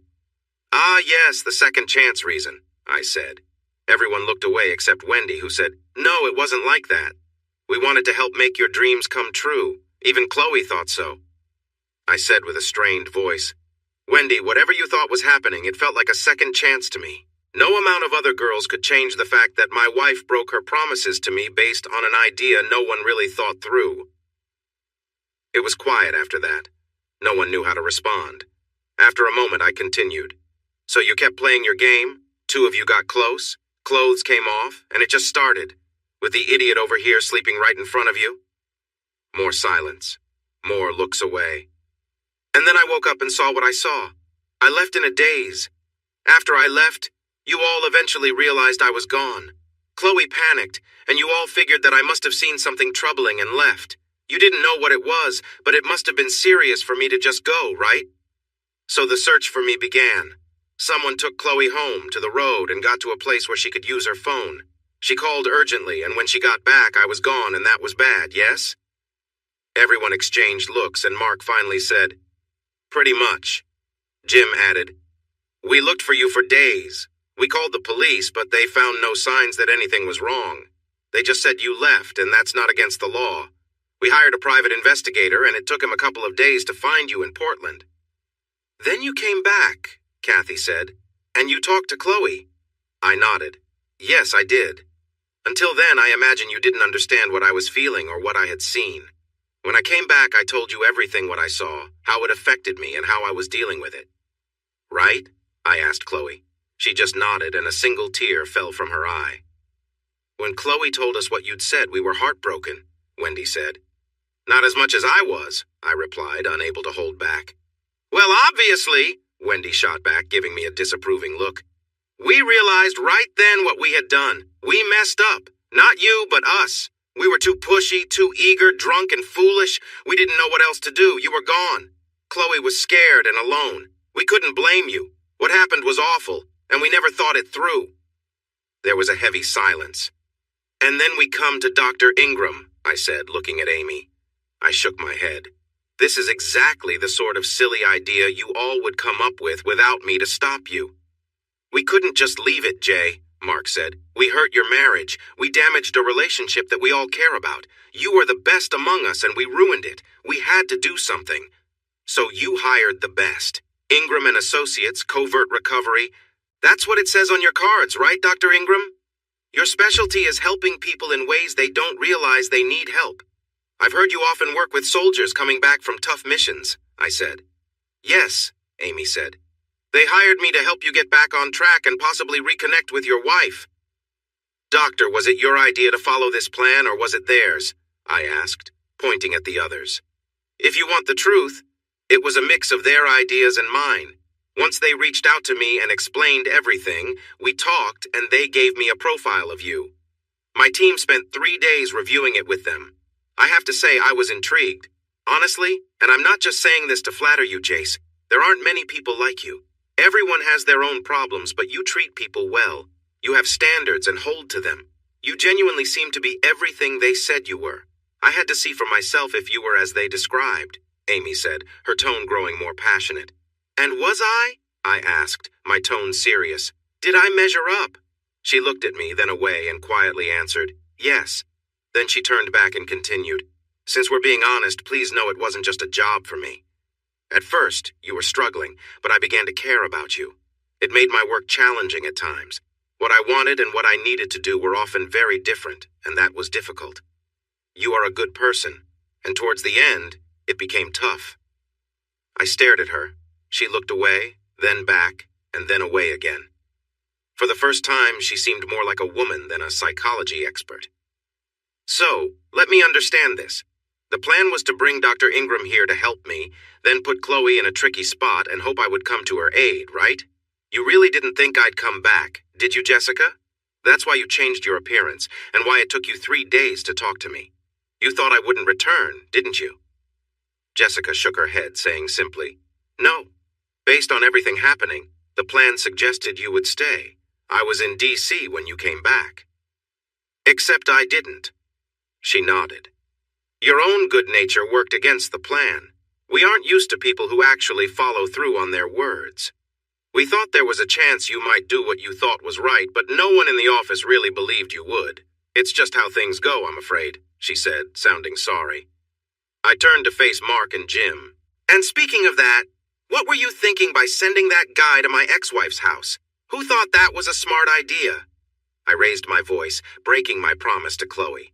I felt my muscles tense and had to make a conscious effort to calm down. I realized I was going to crush the beer bottle in my hand, so I set it down. Mark and Jim exchanged nervous looks, and Jim fidgeted.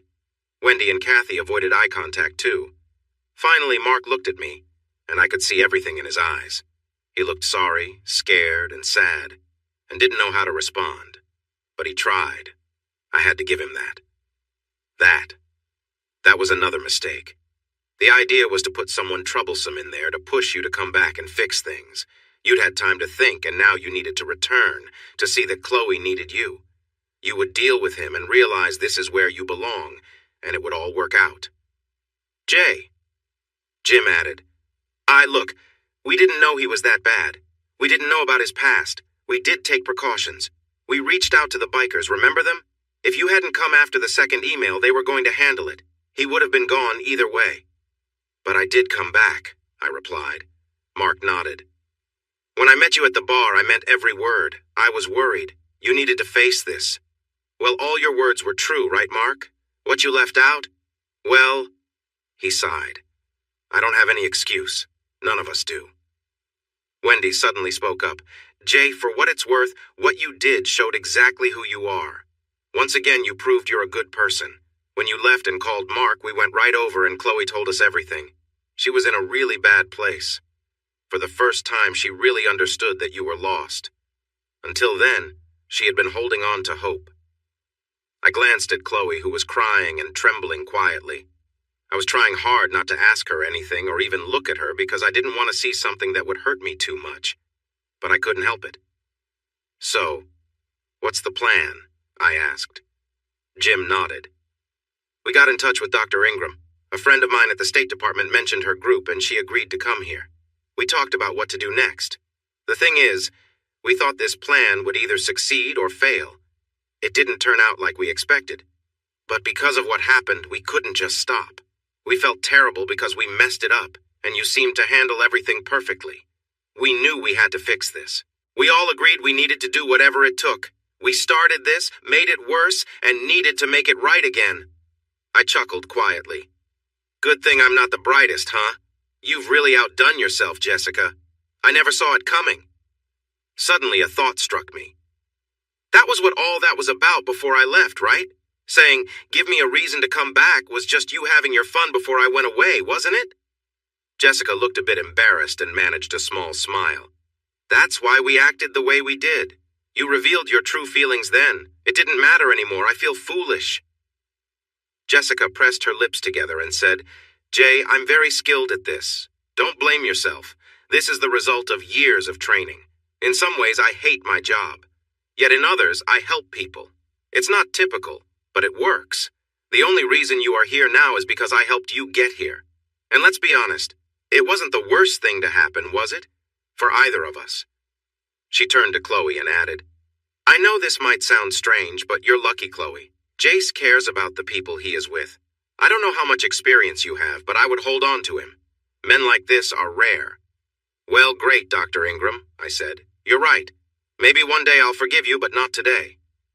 I ended that more harshly than I meant to, but I was upset, and I had my reasons. So what's next? Do you have a new plan? I asked, turning back to Mark and Jim. We decided to keep trying. We needed to keep going. Here's the revised version of the text you provided. So we can begin with Dr. Ingram returning and moving forward, and then Chloe made her own decision and came to you. Remember, Jace, said Jessica. All of this was necessary. It was real and right. Chloe needed your forgiveness, and you needed to forgive her. You also needed to remember why she was your wife. Having her come to me meant you had to face it. There was no choice. We had to go with it. I nodded. Oh, I see it, Doctor. I completely understand. It's a clever plan, I must admit. So that continued, and it went well, and then we come to Halloween, I said. I have to say, I'm quite confused about that. We went to the club, what happened happened, and then you sent me home to be with Chloe. I don't get that at all. Jessica sighed. It was a chance to achieve several goals at once. It was a chance to show you that being part of a group wasn't as bad as you thought, to help separate that feeling of being betrayed. It was also about allowing you to connect with Chloe, and it was suggested to me that you should enjoy yourself. You had been through too much, and it was time to restore some balance. I nodded, understanding. Ah, I see it now. Wow. It seems everything we did was carefully planned, wasn't it? Jessica briefly looked away and said softly, "No, not really." So, the events at the hotel? Those were planned too, I gather? You were playing a risky game there, testing my heart again? She bit her lip and said, "That was a calculated risk. We needed to do something that would lead you back to Chloe. Everything was arranged for you to feel it was the natural choice. This time, though, we were prepared for your protective side. We didn't know if you'd come to the hotel, but we were ready if you did. And you did. Yes, I particularly like the calculated risk part there, given that the risk was completely on my side and not yours. Thank you for that. If it had gone wrong, I'm sure you would have been very upset. By the way, I just wondered, did you actually get a chance to enjoy yourself? It seemed like it was all set up to make me think you did, but I never saw any proof," I said, my voice laced with sarcasm. "No," said Dr. Ingram with a small, tight smile. "That was Todd, my executive assistant. The only person there that night who would have been with him is you, Jay." I laughed bitterly and said, "Yeah, makes me wonder if I should try that. I bet they don't disappoint you like women seem to." "So that pretty much brings us up to date, doesn't it?" I said. "Thanks to you, Mark, for sending Wendy over. I do hope you get to see that outfit. It's pretty nice." I winked at Wendy, and she actually blushed. With everything going on and all the tricks being revealed, she actually blushed. "I guess you're wondering how I figured it out?" I looked around.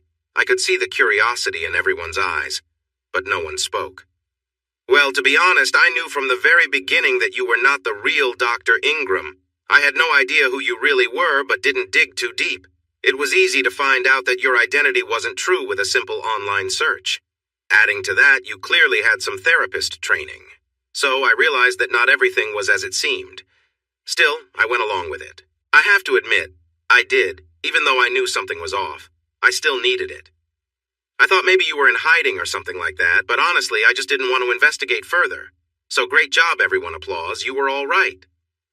But the real surprise hit me while driving back after a breakup in Seattle. As I drove home, I couldn't help but think how Dr. Ingram was just what I needed, and now two lovely ladies were waiting for me at home. Wendy blushed again. "How lucky could one guy be? It felt so perfect. Then I started to wonder, what if it really was meant to be? I thought back to how Amy showed up, how she wouldn't let me go, and how she liked the same things I did. I thought she didn't know much about those things, and at first I believed I impressed her. But what if she learned about them just to connect with me? Then I remembered those emails I received, telling me to come back home. I discovered the server they used and didn't look further. But upon checking again, I traced them back to your email server, Jim. I know you aren't great with technology, so I was curious about how that happened. I talked to my friend, the one Mark mentioned. It turns out he set it up for you without knowing it was aimed at me, and he's not happy with you, Mark, just a heads up. Don't go turning my friends against me, it never ends well. So we have emails from your team to me, and the idea that Amy might have been sent to me. How do I find out if that's true? Let me tell you, it was tough to find Dr. Ingram. There was no website, no online trace at all. Want to know how I found you? Well, I didn't. The group did. Remember that app I was developing where you ask the world questions? Well, guess who helped come up with some questions? You guessed it, this guy. I nodded at myself with both thumbs up. So I added a question. If I needed help for some behavior changes that needed to be kept completely secret, where would I go? And out of nowhere, two people pointed to you. I didn't expect anything would come of it, but there it was. I had to do some research to find a picture of Dr. Ingram. By the way, you can find your name on a conference website from 2008, Doctor. You might want to look into that. After that, I found out a lot about you. Your group is quite exclusive. I paused to take a breath. The room was silent, everyone was listening closely. I sent you an email from Mark's company after I found out your email address. Oh, and Mark, I added a couple of new filters on your server. The security job my friend did on your IT system is good, but once you know the password, it's easy to get in. He is pretty upset with you, by the way. The email I sent was about a billing question, and your team at Ingram's replied, which linked you to them. The last detail to get you here was another fake email asking you to come today to discuss a case, urging you not to call because Jay might hear the call. Honestly, once I figured things out, it wasn't as tough as you might think. There was silence again, and I took another sip of my drink. That brings me to my final 2 points. First, what do I do now that I know? Everyone stared at me, and no one said a word. How do I make it clear to all of you that you not only messed up at the start, but also made it worse with lies and tricks, putting my ex-wife at risk? My voice was calm but firm. I was very angry and trying hard to keep it together. How do I show you that as friends, you have done everything possible to make me want to make your lives as difficult as you've made mine? What should I do about that? I could respond with anger like a hurt partner might. Mark, his voice shaking, said, J.I., everything you said is true, but it wasn't meant the way you think. Yes, some things were sneaky, but we had to act. We couldn't just sit back and do nothing with the way things were. You weren't exactly answering my calls. If any of us had just shown up, it wouldn't have ended well. I nodded. He made a valid point. Kathy jumped in and said, Jay, everything we did was out of care for you. We never wanted to hurt you more than we already had. We couldn't leave things as they were. We had a responsibility. Chloe was heartbroken, and so were you. I leaned in and spoke to Mark, but I meant it for everyone, trying to stay calm. I get it, I really do. That's why we're having this talk now instead of being in a worse situation. But you need to understand that while I see that much of what you did was for a good reason, nearly everything that's happened to me in the past 4 months was built on false beliefs. I felt misled and controlled. And it's important for you to know how that feels. My friends did this. They created a story for me to believe and then took it away, all supposedly to help me. And remember, this whole mess started because of a mistake you made. Do you understand that? Am I making sense? Everyone had their heads down now. What do you want us to do, Jay? Wendy asked softly. But I wasn't done, so I ignored her. I also want you to know something else. Even after everything I saw, I knew Chloe. I knew she would feel terrible once she saw how I felt. I knew it would hurt her deeply. I was certain she would reach out to me and need support from you all. I understood her and what her reactions would be. It was something I questioned since I never would have pictured her in this kind of situation. And it hurts, but I know she cared for me. I couldn't look at Chloe as I spoke. I trusted that I knew her well. Even though I was hurt, I believed she was the person I thought she was inside. But now, you've changed some of that for me. I can't trust anyone in my life right now because I feel everyone has tried to manipulate me. In your attempts to help, you've taken away my ability to trust the person I thought I knew best, along with the hurt you caused that night. Do you understand what you've done? Can you see the extent of the damage? Wendy and Kathy began to cry as I spoke. Jim stared at his hands and Mark shifted in his seat, searching for words. I raised my hand as Jessica began to speak. Amy or Jessica, whatever name you want, I said it before and I'll say it again. Please be quiet. I don't want to hear anything from you right now. Maybe later, but right now, just let me finish. I looked at them, and it was time for my final question, the one I really needed the answer to. I turned to Chloe, who had stopped crying and was staring at me, fear and worry in her eyes. There's one thing I need to know. How much did Chloe know? How much was she involved in this? There was silence, and in that moment I understood everything. It hurt deeply. So she knew. I turned to face them. If I thought my heart was breaking before, it was shattered now. I didn't think I could handle this, but I needed the truth. She knew some things, Mark said. She had no idea about the trouble with the person living with us. We only told her when you went back to Portland. I forced a smile. I bet she was pleased to hear that. But then I dropped the smile and continued. Because I sure am not. Mark, we need to talk about this. He looked down, defeated. Yes, we know. We made many mistakes. We were just trying to fix things. You understand that?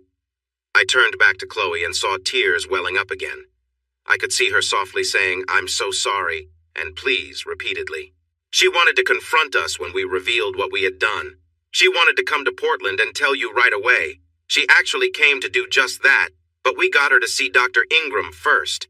She convinced her it wasn't the best choice, that if she really wanted you back, this was the way to do it with the least pain, Jim said in a distant tone. I looked directly at Chloe and said, I honestly thought you were incredibly strong coming back to yourself those weeks. I didn't understand why you didn't just confront her. I gestured to Jessica. Now I get it. You knew it was temporary. You knew I was being guided to return to you, that she wasn't a real threat. I'm sorry, I really am. She said her way would bring you back to me. Don't you see? I had to have you back, no matter what. I couldn't go on without you, Chloe cried. I didn't know what else to do. She told me to stay calm, that it would work out in the end. I just followed her lead. I didn't know what was happening. I had no idea what they intended. She suggested inviting Wendy that night, saying it would be okay and that if everything went well, you'd be mine forever. I had no clue what she was planning, I swear. I sat quietly, processing her words. After a moment, I said, Chloe, you can't rebuild trust by hiding the truth. What can I do, Jay? Please tell me. I'll do anything to have you back. I can't take this anymore, Chloe said, her voice filled with desperation. I found myself at a loss for words. I had known this moment would come since I set up this meeting. Part of me wanted to clarify everything to make a decision. I had been torn about whether I could forgive Chloe, whether she truly understood. And now, here we were, and I had no idea what to say. I was still hurting from how I had been treated and the betrayals I'd faced, but I still wanted to love her. I had no one else to turn to. Can I say something? Jessica asked gently. I nodded in reply. You are a good man. Everyone knows that. The question you need to answer is how much do you love your wife? I stared at her, feeling blank. Would you hurt someone for her? I nodded. Would you hurt someone badly for her? I nodded again. Would you give your life for her? I paused and then said quietly, If I had to, but I'd rather not. It wasn't much of a question. Then let me tell you this, based on what I've learned over the years. What is the problem? She made a mistake. It was a big one. It hurt. But you move past it. You need to just be happy. You don't have to forgive everything or forget everything. You just need to be together. You will find a way to cope. She clearly isn't going to repeat her mistake and she wants to make you happy. But stop punishing her. Right now, you're punishing yourself the most. It seems like you think you caused this somehow. Jessica shook her head in frustration and said, Stop looking at me and look at her. I turned to Chloe, saw the hope in her eyes. It was so desperate and in need, and I said, Oh, Chloe. With that, she jumped into my arms and held on tight. I kissed her deeply. She kissed me back just as firmly. There was a sound of someone crying behind us, but I didn't move until I was ready. When I pulled back, still looking at Chloe's bright smile, I said, None of you are off the hook. We are moving to Portland, and that is final. I don't want to see you all much for now. You have a lot of trust to rebuild, and I'm not sure it's possible. If I sense any tricks from you, you won't like my reaction. Do we understand each other? I got a chorus of yes, and one playful, get a room from behind me, which made me smile. Okay, all of you please leave. I have things to do, I said without turning around or letting go of Chloe. As they left, I called out, Wendy, you did keep that outfit, right? Which made her blush again. It has been 2 years since that day. We moved to Portland, just like I promised. Chloe is still my wife. She found a new job there. There's always a need for good nurses, and we have made new friends. We still visit Spokane occasionally. We were just back for a wedding and saw Jim, Kathy, Mark, and Wendy at the reception. They looked the same, and it was clear they wanted things to be like before. They tried really hard, but it wasn't the same. At least now we can be polite, which is a step forward. Jim keeps asking me if I want to start a business with him. He dreams of a big company with employees, but even though I don't completely trust him, I'm happy with what I'm doing now. I understand why they acted the way they did. They tried to fix something they messed up, but I haven't truly forgiven them yet. I always knew they had a tendency to make mistakes, but I didn't realize how it would feel to be on the receiving end. Sometimes I think about getting back at them. But for what? They didn't mean any harm. They just assumed I was okay with everything because they were not thinking straight and misunderstood my feelings. I wonder what I would have done if I hadn't been busy with the tree. Would I have gone along with them if I had been in their state? I think the answer is probably yes. Given that, I can see why they acted the way they did. Their actions were definitely not right, but I can understand where they were coming from. No one was trying to take anything from me. It was just how things turned out. I am still hurt and angry, but life is too short for that. I don't easily forgive, and I definitely won't forget. Yet it's clear they want to be friends again, and they are really trying to make things right. They spent a lot of money trying to fix things, which makes it hard to stay upset. So we invited them to a barbecue in a couple of weeks, which will be interesting. I still remember the promise they made, and I tease Chloe about it now and then. Chloe and I are closer than ever. She has a brighter spark in her eyes, and last year we went to Hawaii for our anniversary. I can still picture her from that trip, and sometimes I see a bit of sadness in her eyes when I react in certain ways. I've told her that's something she has to manage herself. None of us come through tough times without some scars. Dr. Ingram returned to her clinic in Washington, D.C., but she visited a couple of months ago while in town. She asked if I would let her use my story for a book she is writing, keeping my identity private. She thinks I have what she calls a chivalry complex, and wants to explore it. I don't mind, and told her she could go ahead as long as no one knows it's me. In our relationship, Chloe and I have opened up more to each other. We've had a few experiences with other couples, and I was really nervous about it, and she was even more anxious. We wanted to see if we could manage it, and while it was enjoyable, we agreed it was not something we wanted to do regularly. That being said, I have taken Chloe to a certain club a few times now, and Wonton is becoming a good friend, quite a special friend. We socialize with her, and her real name is Sophia. I can't wait for Halloween this year. Hey everyone! Thanks for watching. Don't forget to subscribe and turn on notifications so you won't miss any of the exciting stories we have coming up. What do you think about the characters in this story? Let us know in the comments. We'd love to hear from you.